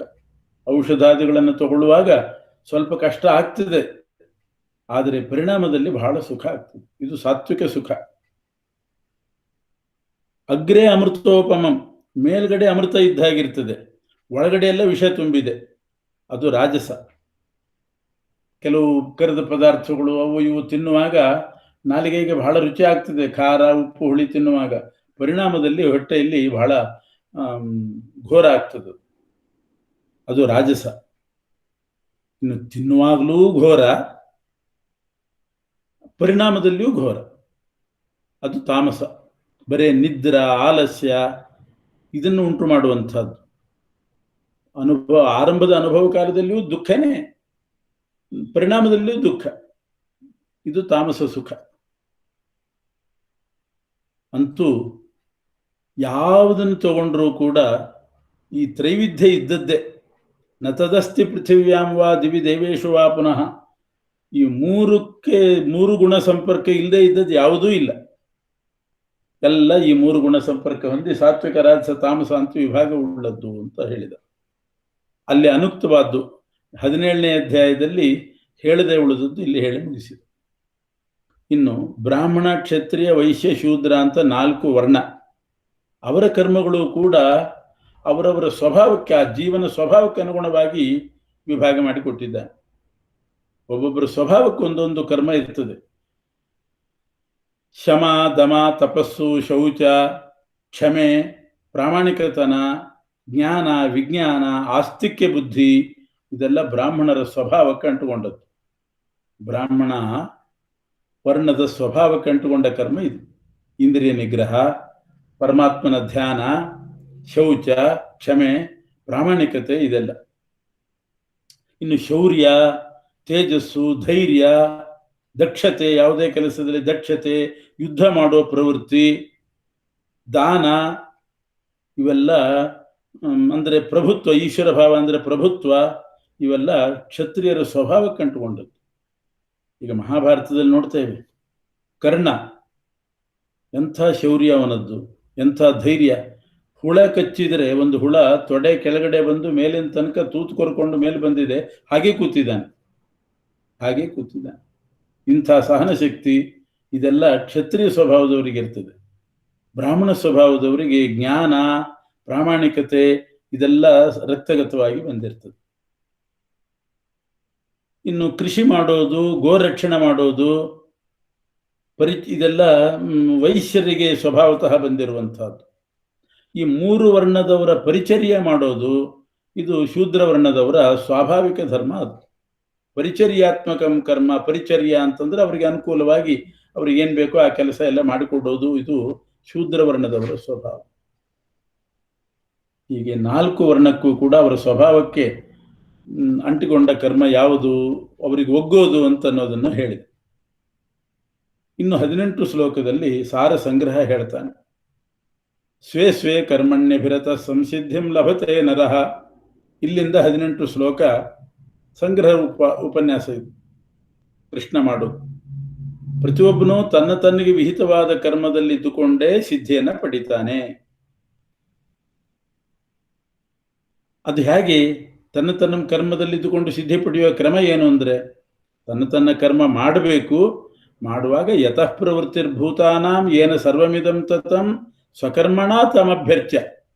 ತಮ್ಮ ಕರ್ಮ ಮಾಡಬೇಕು. ಮಾಡೋದು ಅಲ್ಲಿಗೆ ಮುಗಿಲಿಲ್ಲ, ಆ ಕರ್ಮದಿಂದ ಭಗವಂತನ ಪೂಜೆ ಆಗಬೇಕು. ಅಂದ್ರೆ ಆ ಕರ್ಮವೇ ಪರಮಾತ್ಮನ ಪೂಜೆ. ಯಾಕೆ? ಎಲ್ಲದಕ್ಕೂ ಅವನೇ ಪ್ರವರ್ತಕ, ಎಲ್ಲದಕ್ಕೂ ಅವನೇ ನಿವರ್ತಕ, ಸರ್ವತ್ರ ವ್ಯಾಪ್ತ ಅಂತ ತಿಳ್ಕೊಂಡು ತಮಗೆ ವಿಹಿತವಾದ ಕರ್ಮದ ಮೂಲಕವಾಗಿ ಭಗವಂತನ ಪೂಜೆ ಮಾಡಿದರೆ ಆವಾಗ ಮೋಕ್ಷ ಸಿಗ್ತದೆ, ಸಿದ್ಧಿ. ಕರ್ಮ ಮಾಡಬೇಕು ಅನ್ನೋದು ಅಲ್ಲಿಗೆ ಕೊನೆ ಅಲ್ಲ, ಕರ್ಮದಿಂದ ಭಗವಂತನ ಪೂಜೆ ಆಗಬೇಕು. ಅಂದ್ರೆ ಕರ್ಮವೇ ಪರಮಾತ್ಮನ ಪೂಜಾ ರೂಪವಾಗಿ ಅವನಿಗೆ ಸಮರ್ಪಣೆ ಮಾಡಬೇಕು. ಶ್ರೇಯಾನ್ ಸ್ವಧರ್ಮೋ ವಿಗುಣ ಪರಧರ್ಮಾತ್ ಸ್ವನುಷ್ಠಿತಾತ್. ಆದರೆ ವಿಹಿತವಾದ ಸ್ವಧರ್ಮವನ್ನೇ ಮಾಡಬೇಕು ಹೊರತು ಪರಧರ್ಮ ಮಾತ್ರ ಮಾಡ್ಲಿಕ್ಕೆ ಹೋಗ್ಬಾರ್ದು. ಸ್ವಧರ್ಮ, ತಮಗೆ ವಿಹಿತವಾದ ಧರ್ಮ ಸ್ವಲ್ಪ ಅದರಲ್ಲಿ ಏನೋ ಅಂಗವಿಕಲ ಆಗಿದೆ, ದೋಷಪೂರಿತ ಆಗಿದೆ ಅಂತ ಅನಿಸಿದ್ರೂ ಕೂಡ, ಅಥವಾ ಪರಧರ್ಮ ಚೆನ್ನಾಗಿ ಮಾಡ್ಲಿಕ್ಕೆ ಆಗ್ತದೆ ಅಂತ ನಮ್ಗೆ ಅನಿಸಿದ್ರೂ ಕೂಡ, ನಾನು ಆ ಕೆಲಸ ಆದ್ರೆ ಚೆನ್ನಾಗಿ ಮಾಡ್ತಿದ್ದೆ ಅಂತ ಆ ಕೆಲಸಕ್ಕೆ ಹೋಗೋದಲ್ಲ. ನಮಗೆ ವಿಹಿತವಾದ ಕೆಲಸ ಸ್ವಲ್ಪ ನ್ಯೂನತೆ ಆದರೂ ಪರವಾಗಿಲ್ಲ, ಇದನ್ನೇ ಮಾಡಬೇಕು. ಅದರಿಂದ ಅವನಿಗೆ ಪರಮಾತ್ಮನ ಅನುಗ್ರಹನೇ ಆಗ್ತಿದೆ. ಸ್ವಲ್ಪ ಕಡಿಮೆ ಆಯಿತು ಅಂತ ಹೇಳಿ ನಿಗ್ರಹ ಏನೋ ಮಾಡೋದಿಲ್ಲ. ಯಾಕೆ ಅಂದ್ರೆ ನನ್ನ ಆಜ್ಞಾ ಪರಿಪಾಲನೆ ಮಾಡಿದ ಅಂತ ನೋಡ್ತಾನೆ ಪರಮಾತ್ಮ. ನನ್ನ ಆಜ್ಞಾ ಪರಿಪಾಲನೆ ಮಾಡಿದ. ಈಗ ಒಬ್ಬನಿಗೆ ಒಂದು ಕಷ್ಟದ ಗ್ರಂಥವನ್ನ ಪಾಠ ಹೇಳು ಅಂತ ಕೊಟ್ಟ, ಇನ್ನೊಬ್ಬನಿಗೆ ಸುಲಭದ ಗ್ರಂಥ ಕೊಟ್ಟ ಪರಮಾತ್ಮ. ಒಬ್ಬ ಪ್ರಿನ್ಸಿಪಾಲ್ ಕೊಡ್ತಾನೆ, ಇಲ್ಲ ಆ ಗ್ರಂಥ ನಾನು ಹೇಳ್ತೀನಿ, ಇದನ್ನ ಅವ್ರಿಗೆ ಹಾಕ್ರಿ ಅಂತಂದ್ರೆ ಅವನಿಗೆ ಅಷ್ಟು ಬೆಲೆ ಕೊಡೋದಿಲ್ಲ ಆ ಮೇಸ್ಟ್ರಿಗೆ. ಯಾಕೆ? ಕಷ್ಟದ ಗ್ರಂಥನೇ ನೀ ಹೇಳು ಅಂತ ನನ್ನ ಆಜ್ಞೆ, ಅದಕ್ಕೆ ನೀನು ಬೆಲೆ ಕೊಟ್ಟು ಹೇಳು.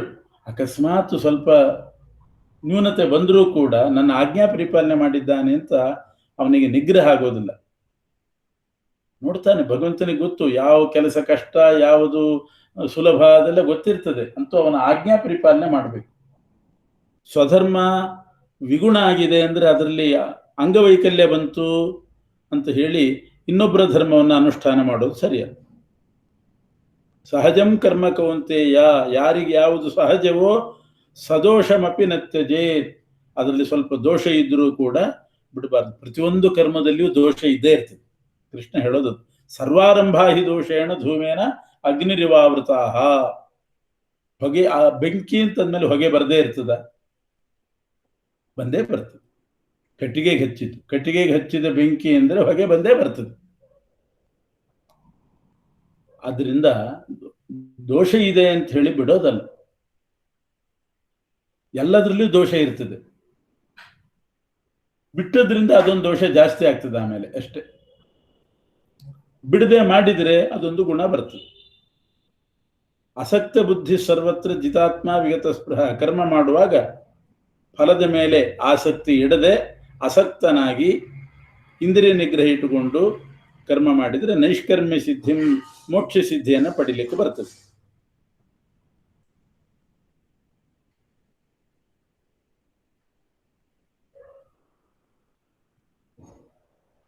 ಇನ್ನು ಸ್ಥಿತಪ್ರಜ್ಞನಾದವನು, ಜ್ಞಾನ ಪರಿಪಕ್ವಾವಸ್ಥೆಯನ್ನು ಸಿದ್ಧಿ ಹೊಂದಿದವನು,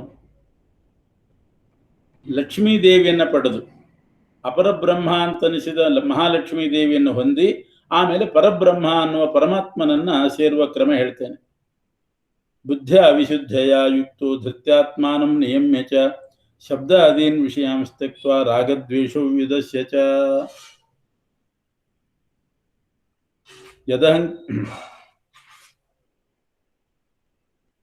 ವಿವಿಕ್ತಸೇವಿ ಲಘ್ವಾಸಿ ಅಂದರೆ ಮೊದಲು ಲಕ್ಷ್ಮೀದೇವಿಯನ್ನು ಪಡೆದು ಅನಂತರದಲ್ಲಿ ಪರಮಾತ್ಮನನ್ನು ಪಡೆಯುವ ಕ್ರಮ ಏನು ಅಂತಂದ್ರೆ, ಮೊದಲು ವಿಷಯಾಸಕ್ತಿ ಬಿಡಬೇಕು. ಆಮೇಲೆ ಧೈರ್ಯದಿಂದ ಮನಸ್ಸನ್ನು ಕಂಟ್ರೋಲ್ ಮಾಡಬೇಕು, ವಿಷಯ ಕಡೆ ಹೋಗದಂತೆ ನೋಡ್ಕೋಬೇಕು. ಕಾಮ ಕ್ರೋಧ ಅವುಗಳನ್ನು ಬಿಡಬೇಕು. ನಿರ್ಜನ ಪ್ರದೇಶದಲ್ಲಿ ಸಾಧ್ಯವಾದಷ್ಟು ವಾಸ ಮಾಡಬೇಕು. ಆಹಾರ ಸೇವನೆ ಮಿತವಾಗಿರಬೇಕು. ಶರೀರ ವಾಕ್ ಮನಸ್ಸು ನಮ್ಮ ನಿಯಂತ್ರಣದಲ್ಲಿರುವಂತೆ ನೋಡ್ಕೋಬೇಕು. ಅದು ಸದ್ವಿಷಯದಲ್ಲಿ ಒಳ್ಳೆ ಕಡೆ ಹೋಗುವಂತೆ ಮಾಡ್ಕೋಬೇಕು. ಸದಾ ಪರಮಾತ್ಮನ ಧ್ಯಾನ ಇರಬೇಕು. ಈ ಜಗತ್ತು ಅಸಾರ ಅನ್ನುವಂಥ ಜ್ಞಾನ ಪಡೆದು ಇದರಲ್ಲಿ ವೈರಾಗ್ಯ ತಾಳಬೇಕು. ಭಗವಂತನೇ ಸಾರ ತರ, ಜಗತ್ತು ಅಸಾರ ಅನ್ನೋ ಜ್ಞಾನ ಬೇಕು. ನಾನೇ ಕರ್ತ, ನಾನೇ ಸ್ವತಂತ್ರ ಅನ್ನುವಂಥ ಅಭಿಮಾನ ದರ್ಪ ಅವುಗಳನ್ನು ಬಿಡಬೇಕು. ಅಸತ್ ಜನರಿಂದ ಪರಿಗ್ರಹ ಬಿಡಬೇಕು. ವಿಷಯಾಭಿಲಾಷೆ ಬಿಡಬೇಕು. ಕೋಪ ಬಿಡಬೇಕು.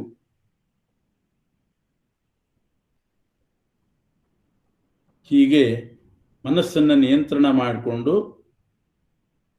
ಯಾವ ಪ್ರಾಣಿಗಳಲ್ಲಿಯೂ ರಾಗದ್ವೇಷ ಮಾಡದೇನೆ ಅವರವರ ಯೋಗ್ಯತಾನುಸಾರವಾಗಿ ವರ್ತಿಸಬೇಕು. ಯಾರ್ಯಾರು ಯಾವುದಕ್ಕೆ ಯೋಗ್ಯರೋ, ಪ್ರೇಮಕ್ಕೆ ಯೋಗ್ಯರಾದ ಪ್ರೇಮ, ಭಕ್ತಿ ಯೋಗ್ಯರಾದವ್ರಲ್ಲಿ ಭಕ್ತಿ, ಈ ರೀತಿ ವರ್ತಿಸಬೇಕು. ಪರಮಾತ್ಮನಲ್ಲಿ ಗರಿಷ್ಠವಾದ ಭಕ್ತಿಯನ್ನು ಮಾಡಬೇಕು. ಭಗವಂತ ಅನಾದಿ ನಿತ್ಯ ಗುಣಪರಿಪೂರ್ಣ, ಅನಂತ ನಾಮವುಳ್ಳವನು, ಅನಂತ ರೂಪವುಳ್ಳವನು ಅಂತ ಯಥಾರ್ಥವಾಗಿ ತನ್ನ ಯೋಗ್ಯತಾನುಸಾರ ತಿಳ್ಕೊಳ್ಬೇಕು. ಯೋಗ್ಯತಾನುಸಾರ ಭಕ್ತಿಯನ್ನು ಕೂಡ ಮಾಡಬೇಕು. ಅಂಥವನು ಮುಕ್ತನಾಗ್ತಾನೆ. ಇದಿಷ್ಟು ಹಿಂದೆ ಗೀತೆಯಲ್ಲಿ ಹೇಳಿದ ಮುಕ್ತಿಯನ್ನು ಹೊಂದತಕ್ಕಂಥ ಕ್ರಮ. ಇಷ್ಟು ಬೇಕು.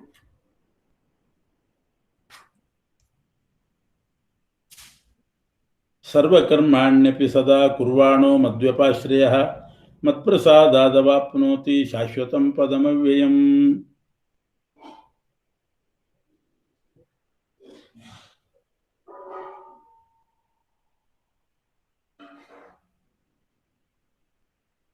ಮತ್ತೆ ಕೃಷ್ಣ ಹೇಳ್ತಾನೆ, ನನ್ನನ್ನು ಆಶ್ರಯಿಸಿ ಎಲ್ಲ ಕರ್ಮಗಳನ್ನು ಮಾಡಿದ್ರೇನೆ ಅವನಿಗೆ ನನ್ನ ಅನುಗ್ರಹ ಆಗುವುದು.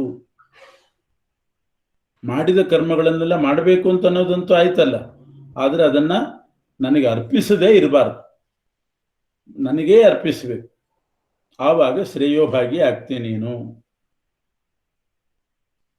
ಸರ್ವಕರ್ಮಾಣ್ಯಪಿ ಕುರ್ವಾಣಃ, ಎಲ್ಲ ಕರ್ಮ ಮಾಡಿದ್ರು ನನಗೆ ಅರ್ಪಣೆ ಮಾಡೋದೇ ಮದ್ವ್ಯಪಾಶ್ರಯ. ಅಂದ್ರೆ ನನಗೆ ಅರ್ಪಣೆ ಮಾಡಬೇಕು, ಅಂದ್ರೆ ನೀನೇ ಮಾಡಿಸಿದವನು ಅಂತ ಅವನಿಗೆ ನಿವೇದನೆ ಮಾಡ್ಕೋಬೇಕು.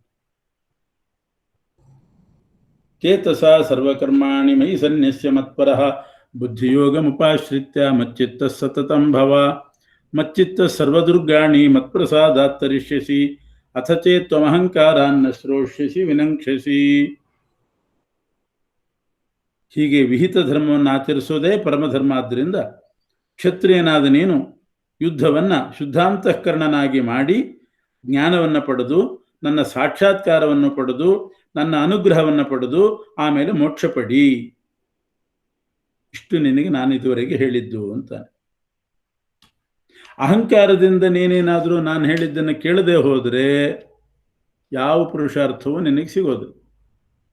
ಈಗ ನೀನು ಅಹಂಕಾರ ಪಟ್ಟು ಯುದ್ಧ ಮಾಡಲಿಕ್ಕೆ ನಾನೇ ಸ್ವತಂತ್ರ ಅಂತ ತಿಳ್ಕೊಂಡು ನಾನು ಯುದ್ಧ ಮಾಡೋದಿಲ್ಲ ಅಂತ ಹೇಳ್ತಿದೆಯಲ್ಲ, ಇದು ನಿನಗೆ ಯುದ್ಧ ಮಾಡದೇ ಇರ್ಲಿಕ್ಕೆ ಆಗಲ್ಲ. ನಿನಗೆ ಮಿಥ್ಯೇಶ ವ್ಯವಸಾಯಸ್ಥೆ.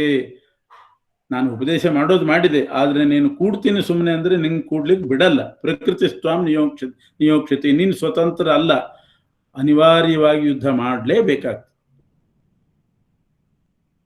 ಸ್ವಭಾವಜೇನ ಕೌಂತೆಯ ನಿಬದ್ಧ ಸ್ವೇನ ಕರ್ಮಣ ಕರ್ತುಂ ನೇಚ್ಛಸಿ ಯನ್ಮೋಹಾತ್ ಕರಿಷ್ಯಸ್ಯ ಅವಶೋಪಿ ತತ್. ಅಜ್ಞಾನದಿಂದ ನಾನು ಮಾಡೋದಿಲ್ಲ ಅಂತ ನೀನು ಅಂದ್ಕೊಂಡಿದ್ದೆ, ಆದ್ರೆ ಮಾಡೇ ಮಾಡ್ತಿದ್ದೆ. ಇಷ್ಟ ಇಲ್ಲದೇನೆ, ಇಚ್ಛೆ ಇಲ್ದಿದ್ರು ಕೂಡ ಮಾಡೇ ಮಾಡ್ತಾರೆ ಕೆಲವರು. ಆ ಪ್ರಕೃತಿಗೆ ಒಳಗಾಗಿ ಮಾಡಲೇಬೇಕಾಗ್ತದೆ. ಯಾಕೆ ಅಂದರೆ ನಾನು ಈಶ್ವರ ಪ್ರಭು, ಎಲ್ಲರ ಹೃದಯದಲ್ಲಿದ್ದುಕೊಂಡು ಯಂತ್ರವನ್ನು ತಿರುಗಿಸ್ತೆ. ಒಬ್ಬ ವ್ಯಕ್ತಿ ಯಂತ್ರ ತಿರುಗಿಸಿದ್ರೆ ಹೇಗೆ ತಿರುಗ್ತದೆ? ಅದೇನು ಇಚ್ಛೆ ಇದ್ದ ತಿರುಗ್ತದೆ? ಇಚ್ಛೆ ಇಲ್ಲಿ ಇರೋದೇ ಇಲ್ಲ ಜಡಕ್ಕೆ, ಆದರೂ ತಿರುಗ್ತದೆ. ಅದರಂತೆ ನಾನು ಪ್ರತಿಯೊಬ್ಬರ ಹೃದಯದೊಳಗೆ ನಿಂತುಕೊಂಡು ಅವ್ರ ಕೈಲಿ ತಿರುಗಿಸ್ತೀನಿ. ನಾ ಬಿಡ್ತೇನೆ ಅಂತ ಯಾರಾದರೂ ಅಂದ್ಕೊಂಡ್ರೆ ಬಿಡ್ಲಿಕ್ಕೂ ಸಾಧ್ಯ ಇಲ್ಲ, ನಾನು ತಿರುಗಿಸ್ತೀನಿ. ನಾವೇ ತಿರುಗ್ತೀವಿ ಅಂತಂದ್ರೆ ನಿಲ್ಲಿಸಲಿಕ್ಕೂ ಶಕ್ತಿ ಇದೆ ನನಗೆ. ಆದ್ರಿಂದ ಮಾಡ್ಲಿಕ್ಕಾಗ್ಲಿ ಬಿಡ್ಲಿಕ್ಕಾಗ್ಲಿ ಸ್ವಾತಂತ್ರ್ಯ ಇಲ್ಲ, ಅದನ್ನು ತಿಳ್ಕೊ. ಅದರಿಂದ ತಮೇವ ಶರಣಂಗಚ್ಚ ಸರ್ವಭಾವೇನ ಭಾರತ, ಸರ್ವಾಂತರ್ಯಾಮಿಯಾದ ಪರಮಾತ್ಮನಿಗೆ ಶರಣು ಹೊಂದು. ತತ್ಪ್ರಸಾದ, ಅವನ ಪ್ರಸಾದವನ್ನು ಸಂಪಾದನೆ ಮಾಡು. ನಿನ್ನ ಸ್ವಾತಂತ್ರ್ಯ ಭ್ರಮೆ ಬಿಡು, ಇದರಿಂದ ನಿನಗೆ ಶಾಶ್ವತ ಸ್ಥಾನ ಸಿಗ್ತದೆ. ಇಷ್ಟವರೆಗೆ ಹೇಳಿದ್ದಿದ್ದು. ಇದನ್ನು ನಿನ್ನ ಮೇಲೆ ಬುದ್ಧಿವಂತನಾಗಿದ್ದಿ, ವಿಮರ್ಶೆ ಮಾಡು. ಯಥೇಚ್ಛಿಸಿ ತಥಾಕುರು. ನೋಡು, ನೀನು ವಿಮರ್ಶೆ ಮಾಡಿ ನಿನಗೆ ಬೇಕು ಅಂದ್ರೆ ಮಾಡು, ಇಲ್ಲಿದ್ರೆ ಬಿಡು. ಆದರೆ ಇನ್ನೊಂದು ವಿಷಯ ಹೇಳ್ತೇನೆ ಅರ್ಜುನ, ನೀನು ನನಗೆ ಅತ್ಯಂತ ಇಷ್ಟ ಅನ್ನೋ ಕಾರಣದಿಂದ ನಾನು ಇದನ್ನು ಹೇಳಿದೆ ನಿನಗೆ. ಬೇರೆಯವರಿಗೆ ಆದರೆ ಹೇಳ್ತಿದ್ದಿಲ್ಲ. ಇಷ್ಟೋಸಿಮೆ ದೃಢಮಿತಿ, ಬಹಳ ಇಷ್ಟನಾಗಿದ್ದೆ. ಆದ್ದರಿಂದ ನಾನು ನಿನಗೆ ಇಂಥ ರಹಸ್ಯ ಉಪದೇಶ ಮಾಡಿದ್ದೀನಿ, ಕರ್ಮ ಮಾಡಲೇಬೇಕು ಅಂತ. ಮನ್ಮನಾಭವ ಮದ್ಭಕ್ತೋ ಮಧ್ಯಾಜಿ ಮಾಂ ನಮಸ್ಕುರು. ನನ್ನಲ್ಲಿ ಮನಸ್ಸಿಡು, ನನ್ನ ಭಕ್ತನಾಗು, ನನಗೆ ಯಾಗರೂಪವಾಗಿ ಕರ್ಮ ಮಾಡು, ನನ್ನನ್ನು ನೀನು ಪಡಿತಿ. ಸರ್ವಧರ್ಮಾನ್ ಪರಿತ್ಯಜ್ಯ ಮಾಮೇಕಂ ಶರಣಂ ವ್ರಜ. ಎಲ್ಲ ಧರ್ಮ ಬಿಡು ಅಂತ ಅರ್ಥ ಅಲ್ಲ ಇಲ್ಲಿ. ಮತ್ತೆ ಸರ್ವಧರ್ಮ ಅಂದರೆ ಎಲ್ಲ ಕರ್ಮ ಮಾಡುವಾಗ ಸಹಜವಾಗಿ ಬರತಕ್ಕಂಥ ಫಲಾಸೆ ಬಿಟ್ಟು, ನಾನು ಮಾಡಿದೆ ಅನ್ನೋ ಭಾವನೆಯನ್ನು ಬಿಟ್ಟು ನನ್ನನ್ನು ಶರಣು ಹೊಂದು. ಆವಾಗ ನಿನಗೆ ಯಾವ ಪಾಪವೂ ಕೂಡ ಬರೋದಿಲ್ಲ. ಸರ್ವಧರ್ಮ ಅಂದರೆ ಸಹಜ ಧರ್ಮ. ಸಹಜವಾದ ಸರ್ವಧರ್ಮ ಅಂದರೆ ಕಾಮ್ಯಕರ್ಮಗಳು. ಮನುಷ್ಯನಿಗೆ ಸಹಜ ಪ್ರವೃತ್ತಿ ಅದೇನೆ. ನೀರಿನ ಸಹಜ ಪ್ರವೃತ್ತಿ ಏನು? ತಗ್ಗಿದ್ದಲ್ಲಿ ಹರಿಯೋದು, ಕೆಳಗಡೆ ಹರಿಯೋದು. ಅದನ್ನು ನಿಲ್ಲಿಸಿ ಒಂದು ಯಂತ್ರ ಇಟ್ಟು ಮೇಲೆ ಹರಿಸ್ತಾರೆ. ಅದರಂತೆ ಮನುಷ್ಯನ ಸಹಜ ಪ್ರವೃತ್ತಿ ಕಾಮ್ಯಕರ್ಮ ಮಾಡೋದು. ನೀನು ಜ್ಞಾನ ಅನ್ನುವಂಥ ಒಂದು ಯಂತ್ರ, ಈ ಗೀತೋಪದೇಶ ಅನ್ನೋ ಯಂತ್ರ ಇಟ್ಟು ಆ ಸಹಜ ಪ್ರವೃತ್ತಿಯನ್ನು ಬಿಟ್ಟು ನಿಷ್ಕಾಮ ಕರ್ಮ ಮಾಡು. ಅದಕ್ಕೊಂದು ಯಂತ್ರ ಬೇಕಾಗ್ತದೆ ನಿಷ್ಕಾಮ ಕರ್ಮ ಮಾಡಲಿಕ್ಕೆ. ಸಹಜವಾಗಿ ಕೆಳಗೆ ಹೋಗೋದು ನೀರು, ಮೇಲೆ ಇರಬೇಕಾದ್ರೆ ಮಿಷನ್ ಇಡಬೇಕು. ಅದರಂತೆ ನೀನು ಈ ಗೀತೋಪದೇಶವನ್ನು ತಿಳ್ಕೊಂಡು ಹರಿಪ್ರೀತಿ ಆಗಲಿ ಅನ್ನೋ ಉದ್ದೇಶ, ಆ ರೀತಿ ಮೇಲಕ್ಕೇರಿಸ್ಬೇಕು ನಿನ್ನ ಕರ್ಮವನ್ನು, ಉನ್ನತ ಮಟ್ಟಕ್ಕೆ ಇರಬೇಕು. ಅಷ್ಟು ಮಾಡು, ನಿನಗೆ ಯಾವ ಪಾಪ ಬರದೇ ಇರುವಂತೆ ನೋಡ್ಕೋತೀನಿ. ಸಹಜ ಪ್ರವೃತ್ತಿಯಿಂದ ನೀರು ಕೆಳಗಡೆ ಹರಿದು ಬಿಟ್ರೆ ವ್ಯರ್ಥ ಆಗಿ ಹೋಗ್ತಿದೆ ನಮ್ಮ ಶ್ರಮ. ಅದು ಮೇಲ್ಮುಖವಾಗಿ ಹರಿಬೇಕು. ನೀರು ಎಲ್ಲೋ ಕೆಳಗಡೆ ಹೋಗಿ ಚರಂಡಿಯಲ್ಲಿ ಹರಿದು ಹೋದ್ರೆ ವ್ಯರ್ಥ. ಟ್ಯಾಂಕಿಗೆ ಹೋಗಿ ಸೇರಬೇಕು, ಆವಾಗ ಉಪಯೋಗಕ್ಕೆ ಬೀಳ್ತದೆ ಅದು.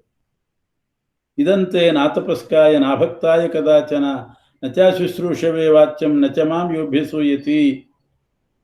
ಬೇರೆಯವರಿಗೂ ಹೇಳು ನೀನು, ಆದರೆ ಯಾರಿಗೆ ತಪಸ್ಸು ಭಕ್ತಿ ಶುಶ್ರೂಷ ಇದೆಲ್ಲ ಇರೋದಿಲ್ಲ, ನನ್ನ ಉಪದೇಶ ಕೇಳಿ ಅದ್ರ ಮೇಲೆ ಕುಚೋದ್ಯ ಮಾಡ್ತಾರೆ.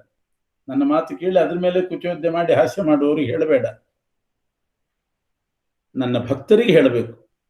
ಯಾರು ಹೇಳ್ತಾರೋ ಅವರೂ ಕೂಡ ನನ್ನನ್ನು ಪಡಿತಾರೆ.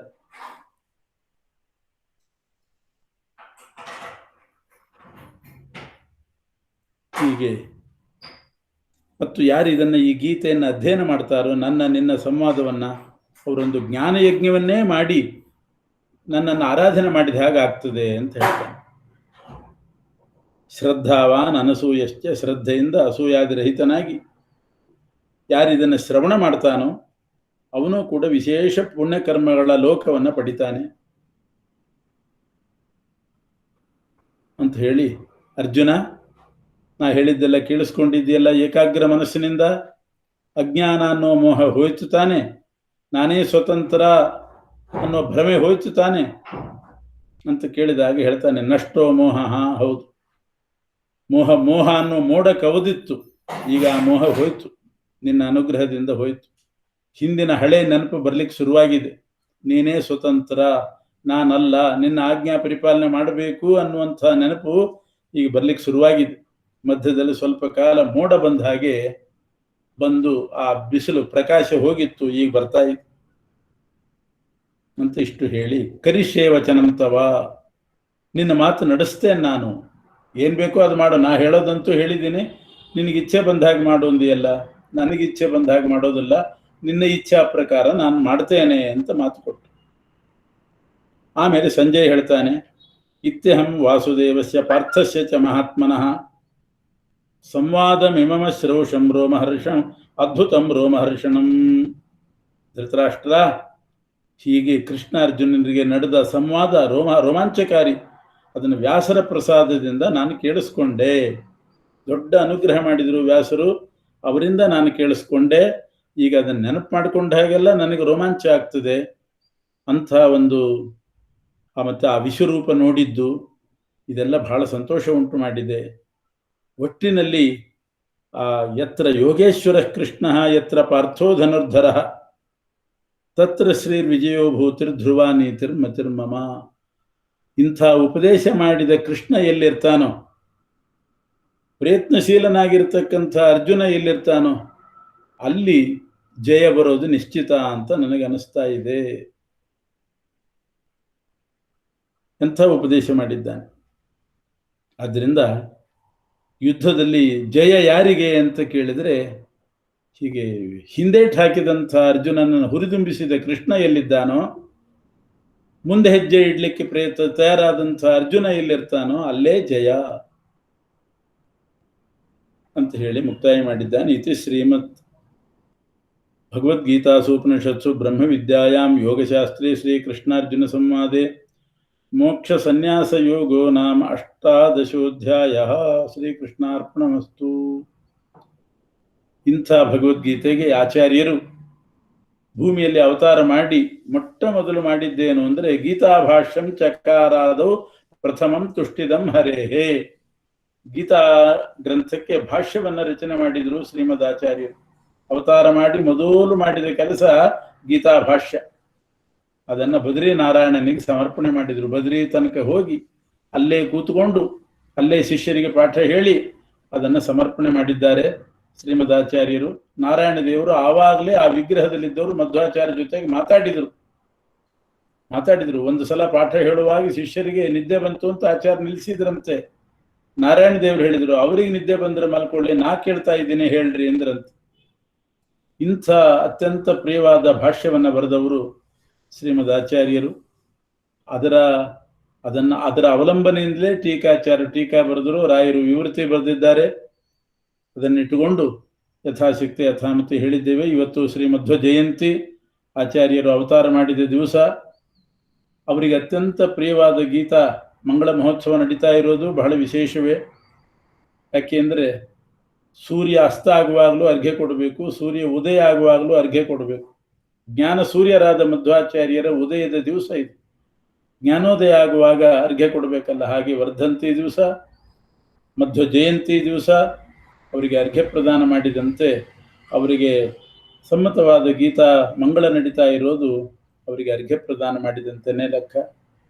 ಅದನ್ನು ನಮ್ಮ ಬಾಲು ಅವರು ವ್ಯವಸ್ಥೆ ಮಾಡಿ ಎಲ್ಲ ಭಗವತ್ ಪ್ರೇರಣೆಯಿಂದ ಯೋಗ ಇವತ್ತು ಮಧ್ವಾಚಾರ್ಯರ ಜಯಂತಿ ಅನುಷ್ಠಾನ ಅಂದರೆ ಇದೇ ಜಯಂತಿ ಅನುಷ್ಠಾನ. ಇಂಥ ಶ್ರೇಷ್ಠವಾದ ಜಯಂತಿ ಅನುಷ್ಠಾನಕ್ಕೆ ಎಲ್ರಿಗೂ ಅನುವು ಮಾಡಿಕೊಟ್ಟಿದ್ದಾರೆ. ಅವರಿಗೆ ಮತ್ತು ಅವರ ಆಪ್ತರು, ಇಷ್ಟರು, ಬಂಧುಗಳು, ಇದನ್ನು ಶ್ರವಣ ಮಾಡಿದವರಿಗೆ ಎಲ್ರಿಗೂ ಕೂಡ ಗೀತಾಚಾರ್ಯ ವಿಶೇಷವಾದಂಥ ಅನುಗ್ರಹ ಮಾಡಲಿ ಅಂತ ಪ್ರಾರ್ಥನೆ ಮಾಡಿ ಮುಕ್ತಾಯ ಮಾಡ್ತಾ ಇದ್ದೇವೆ. ಕೃಷ್ಣ ಅರ್ಪಣಮಸ್ತು. ಪರಮ ಪೂಜ್ಯರಾದ ಶ್ರೀ ಶ್ರೀಪಾದರ ಪಾದರಂದಿಗಳಿಗೆ ಅಂತ ನಮಸ್ಕಾರ ಸಮರ್ಪಣೆ ಮಾಡ್ತಾ, ಗುರುಗಳು ಇವತ್ತು ಭಗವದ್ಗೀತೆಯ ಸಾರವನ್ನೇ ನಮಗೆ ಅದರ ಅಮೃತವನ್ನು ನಮಗೆ ಕೊಡಿಸಿದ್ದಾರೆ. ಇವತ್ತಿಗೆ 18ನೇ ಅಧ್ಯಾಯ ಅಂದ್ರೆ ಈ ಗೀತಾ ಪ್ರವಚನದಲ್ಲಿ 2008ರಲ್ಲಿ ಗುರುಗಳು ನಮಗೆ ಮಾಡಿಸಿದ್ದು. ಇವತ್ತು 2020ರಲ್ಲಿ 12 ವರ್ಷದಲ್ಲಿ ಈ ಗೀತಾ ಮಹೋತ್ಸವ ಅಂದ್ರೆ ಪ್ರತಿ ಒಂದು ವರ್ಷಾಂತರ ಮಹೋತ್ಸವ ಇದ್ದಂಗೆ ಇವತ್ತು ಕಾರ್ಯಕ್ರಮ ಗುರುಗಳ ಮೂಲಕ ಶ್ರೀಮದ್ ಆಚಾರ್ಯರ ಅಂತರ್ಯಾಮಿಯಾಗಿ ಶ್ರೀಕೃಷ್ಣನಿಗೆ ಅವನು ವಿಜಯೋತ್ಸವ, ಇದು ವಿಜಯದಶಮಿ ಭಗವಂತನ ವಿಜಯೋತ್ಸವ ಇದು ನಡೆದಿದೆ. ಇದಕ್ಕೆಲ್ಲ ಕಾರಣ ನಮ್ಮ ಶ್ರೀಪಾದರೆ ಅವರ ಅನುಗ್ರಹದಿಂದಲೇ ನಡೆದಿರೋದು ಇದು. ರಾಮದೇವರು ಅಂತ ಶ್ರೀಪಾದರು ಹೇಳಿದ್ರು. ರಾಮದೇವರು ಅವರು ಅಯೋಧ್ಯೆಯಲ್ಲಿ ಎಲ್ಲರ ಮನೆಯಲ್ಲೂ ಅವರು ತಮ್ಮನಿಗೆ ಬರ್ತಾ ಇದ್ರು ಅನ್ಕೋತಾದ್ರಂತೆ. ಅದೇ ರೀತಿ ಶ್ರೀಪಾದರು ಅವರ ಅನುಗ್ರಹದಿಂದ ನಮ್ಮನ್ನೆಲ್ಲ ಇದ್ದಾರೆ ಅಂತ ಅನ್ಕೋತಿದ್ವಿ ನಾವೆಲ್ಲ. ಅಂತ ಅಂದ್ರೆ ಆ ಬಿಂಬ ಹೇಗೆ ರಾಮದೇವರು ಇದ್ದಾರೆ ಅದೇ ಪ್ರತಿಬಿಂಬ ನಮ್ಮ ಶ್ರೀಪಾದರು, ಆ ಗುಣ ಅವರೆಲ್ಲ ಹಂಗೆ ನಮ್ಮಲ್ಲೇ ಇದು ಅವ್ರ ಮುಂದೆ ನಾವು ಕೇಳ್ತಾ ಇದೀವಿ ಅಂತ ನಮ್ಗೆ ಅನಿಸ್ತಾ ಇದೆ. ಇದರಿಂದ ಎಲ್ಲ ಭಕ್ತರ ಪರವಾಗಿ ಶ್ರೀಪಾದರಿಗೆ ಅನಂತ ಅಂತ ನಮಸ್ಕಾರ ಸಮರ್ಪಣೆ ಮಾಡ್ತಾ ಈ ಶ್ರೀಪಾದರಿಗೆ ಮತ್ತೆ ಭಕ್ತಿ ನಾವೇನ್ ಮಾಡ್ಬೋದು ಅಂತ ಬರೀ ಭೂಷಾಂತಿ ಅಂತ ಹೇಳಿ ಒಂದು ನಮಸ್ಕಾರ ಮಾಡ್ಬೋದು ಅಷ್ಟೇ ನಮ್ಮ ಕೈಯಲ್ಲಿ ಯೋಗ್ಯತೆ ಇರೋದು. ಇದು ತಿಳಿಸ್ಕೊಟ್ಟದಕ್ಕೆ ಬಹಳ ನಮ್ಗೆ ಅನುಗ್ರಹ ಮಾಡ್ತೀನಿ ಅಂತ ಕೃತಜ್ಞತೆ ಸಮರ್ಪಣೆ ಮಾಡ್ತಾ ಎಲ್ಲ ಭಕ್ತರ ಪರವಾಗಿ ನಮಸ್ಕಾರ ಮಾಡ್ತಾ ಇದ್ದೀವಿ. ಮತ್ತೆ ಈ ರೀತಿಯಾಗಿ ಇನ್ನ ಮುಂದೆ ನಮ್ಗೆ ಜ್ಞಾನ ಸಂಪತ್ತು ನಮ್ಗೆ ಅನುಗ್ರಹ ಮಾಡ್ಲಿ ಶ್ರೀಪಾದರು ಅಂತ ಅವ್ರನ್ನ ಪ್ರಾರ್ಥನೆ ಮಾಡ್ಕೊಳ್ತಾ ಇದ್ದೀನಿ. ಮತ್ತೆ ಇದನ್ನೆಲ್ಲ ಯೋಚನೆ ಮಾಡಿಕೊಟ್ಟ ಶ್ರೀ ಕೃಷ್ಣ ಪ್ರಸಾದ್ ಆಚಾರ್ಯರು ಬಹಳ ಅನುಕೂಲ ಮಾಡಿಕೊಟ್ರು. ಇಲ್ಲದೇ ನಮ್ಗೆ ಇದನ್ನ ಕೇಳಕ್ ಆಗ್ತಾನೆ ಇರ್ತಾ ಇಲ್ಲ. ಅವರಿಗೆ ನಮ್ಮ ಕೃತಜ್ಞಾಪೂರ್ವಕವಾದ ವಂದನೆಗಳನ್ನು ಸಮರ್ಪಣೆ ಮಾಡ್ತಾ ಇದ್ದೀನಿ. ಅವ್ರಿಗೆ ಮತ್ತೆ ಇಲ್ಲದೇ ಇದಕ್ಕೆ ನಡೀತಾನೆ ಇರಲಿಲ್ಲ ಇದು. ಅದು ಅವರ ಸಹಾಯದಿಂದ ಎಲ್ಲ ಭಕ್ತರಿಗೂ ಅಷ್ಟೇ ಈ ಬಂದಿದ್ದಕ್ಕೆ ಕೇಳಿದಕ್ಕೆ ನಮ್ಮ ಥ್ಯಾಂಕ್ ಯು ಅಂತ ಹೇಳಿ ಇದೇ ರೀತಿ ನಡೆಸಿಕೊಳ್ಳಿ ಅಂತ ಹೇಳಿ ಈ ಕಾರ್ಯಕ್ರಮವನ್ನು ಇಲ್ಲಿಗೆ ನಮ್ಗೆ ಹೇಳೋಣ. ಅಕ್ಷಯಂ ಕರ್ಮ ಯಸ್ಮಿನ್ ಪರೇ ಸ್ವರ್ಪಿತಂ ಪ್ರಕ್ಷಯಂ ಯಾಂತಿ ದುಃಖಾನಿ ಯನ್ನಾಮತಃ ಅಕ್ಷರೋ ಯೋಜರಃ ಸರ್ವದೈವಾಂಬುಧ ಕುಚಿಕಂ ಯಸ್ವೀಕ್ಷಂ ತದಾ ಜಾರಿಕಂ ಪ್ರಣಯಾಮು ವಾಸುದೇವಂ ದೇವತಾ ಮಂಡಲ ಖಂಡಮಂಡನಂ ಪ್ರಣಯಾಮು ವಾಸುದೇವಂ. ಶ್ರೀಪಾದರು ಹೇಳಿದಂತೆ ತ್ರಿವಿಧವಾದ ಈ ತತ್ವಜ್ಞಾನ ನಮ್ಗೆ ಭಗವಂತನ ತತ್ವಜ್ಞಾನ, ಭಗವಂತನ ಭಕ್ತಿ, ಹರಿಪ್ರೀತಿ ಮೂರು ಗುರುಗಳಿಂದ ನಮ್ಗೆ ಲಭಿಸ್ಲಿ ಅಂತ ಹೇಳಿ ಶ್ರೀಪಾದರ ಅಂತರ್ಯಾಮಿ ಶ್ರೀಮದ್ ಆಚಾರ್ಯರ ಅಂತರ್ಯಾಮಿಯಾಗಿರೋ ಆ ಕೃಷ್ಣನಿಗೆ ಸರ್ವರ್ಣ ಅರ್ಪಣೆ ಮಾಡ್ತಾ ಶ್ರೀ ಕೃಷ್ಣಾರ್ಪಣ ಅಂತ ಹೇಳ್ತಾ ಇದ್ದೀನಿ. ಯಾರು ಭಕ್ತರು ಹೇಳಿದ್ರು ಸ್ವಾಮಿಗಳು ಇವತ್ತು ಅಪ್ಪ ಅವರ ಜಯಂತಿನೂ ಅಂತ ಇವತ್ತು. ಅದರಿಂದ ಅವರು ದೊಡ್ಡ ರಾಯರ ಭಕ್ತರವರು ಅವರನ್ನು ಸ್ಮರಣೆ ಮಾಡ್ತಾ ಇವತ್ತು ಕೃಷ್ಣಾರ್ಪಣೆ ಹೇಳ್ತಾ ಇತ್ತು ಸ್ವಾಮಿಗಳು. ನಿಮ್ಗೆ ಏನಾದ್ರು ಶ್ರಮ ಇದ್ರೆ ಕ್ಷಮ ಮಾಡ್ಬೇಕು ಸ್ವಾಮಿಗಳು. ಕೃಷ್ಣಾರ್ಪಣ ಎಲ್ಲ ಭಕ್ತರು ತಮ್ಮ ನಮಸ್ಕಾರ ತಿಳಿಸ್ಬೋದು ಸ್ವಾಮಿಗಳಿಗೆ, ಶ್ರೀಪಾದರಿಗೆ. ಸ್ವಾಮಿ ಪ್ರಸನ್ನ ಕೃಷ್ಣ ಅಂತ ನನ್ನ ಹೆಸರು. ತುಂಬಾ ಚೆನ್ನಾಗಿ ಅದ್ಭುತವಾಗಿ ತಮ್ಮ ವಾಗ್ಝರಿ ಅದು ಹೇಳೋದೇ ಬೇಕಾಗಿಲ್ಲ. ಅದು ಕೇಳದಂತೆ ಅದೇ ಬಾಳೆಹಣ್ಣು ಸುಳಿದಿತ್ತಂತೆ ನಮಗೆ ನಮ್ಮ ಹೆಂಡತಿ ಹೇಳ್ತಾ ಇರ್ತಾರೆ ನನ್ನ ಮಾತು. ಎಲ್ಲಾ ಪ್ರವಚನಗಳ ಪೈಕಿ ಸುವಿಧೇನ್ ತೀರ್ಥರ ಪ್ರವಚನ ಅಂತಂದ್ರೆ ಬಾಳೆಹಣ್ಣು ಸುಳಿದಿತ್ತಂತೆ ಎಷ್ಟು ಸುಲಭವಾಗಿ ಅರ್ಥ ಆಗುತ್ತೆ ಅಂತೇಳಿ. ಹಾಗೆ ತುಂಬಾ ಸಂತೋಷ, ತುಂಬಾ ಚೆನ್ನಾಗಿತ್ತು. ಬಾಲು ಅವರು ಹೇಳಿದಂತೆ 12 ವರ್ಷದಿಂದ ನಮಗೆ 12 ವರ್ಷ ಅಂತ ಅನ್ಸಲೇ ಇಲ್ಲ. 18 ಅಧ್ಯಾಯಗಳು ಪ್ರತಿನಿತ್ಯ ಕೇಳಿದಂತೆ ತುಂಬಾ ಸಂತೋಷ ಆಯ್ತು. ತುಂಬಾ ಧನ್ಯವಾದಗಳು ಸ್ವಾಮಿ.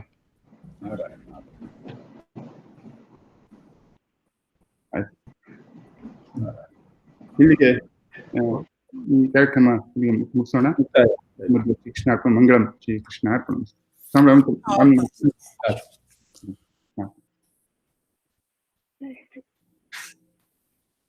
ಎಲ್ಲ ಭಕ್ತರು ಬಂದಿದ್ದಕ್ಕೆ ಬಹಳ ಸಂತೋಷ.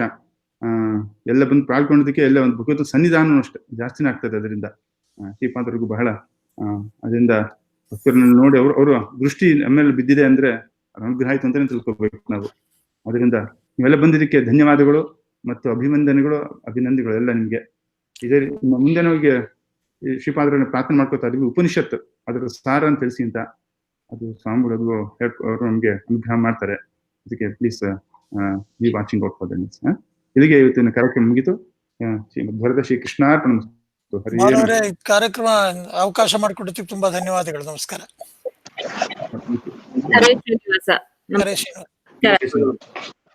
ಶ್ರೀನಿವಾಸ ಬಾಲವರೇ ನಮಸ್ಕಾರಗಳು. ನಮಸ್ಕಾರ ಬಾಲವರೇ. ನಮಸ್ಕಾರ. ಅದು ತುಂಬಾ ಚೆನ್ನಾಗಾಯ್ತು. ನಮಸ್ಕಾರ. Thank you. ನಮಸ್ಕಾರ ಬಾಲು, ತುಂಬಾ ಚೆನ್ನಾಗಾಯ್ತು. Thank you.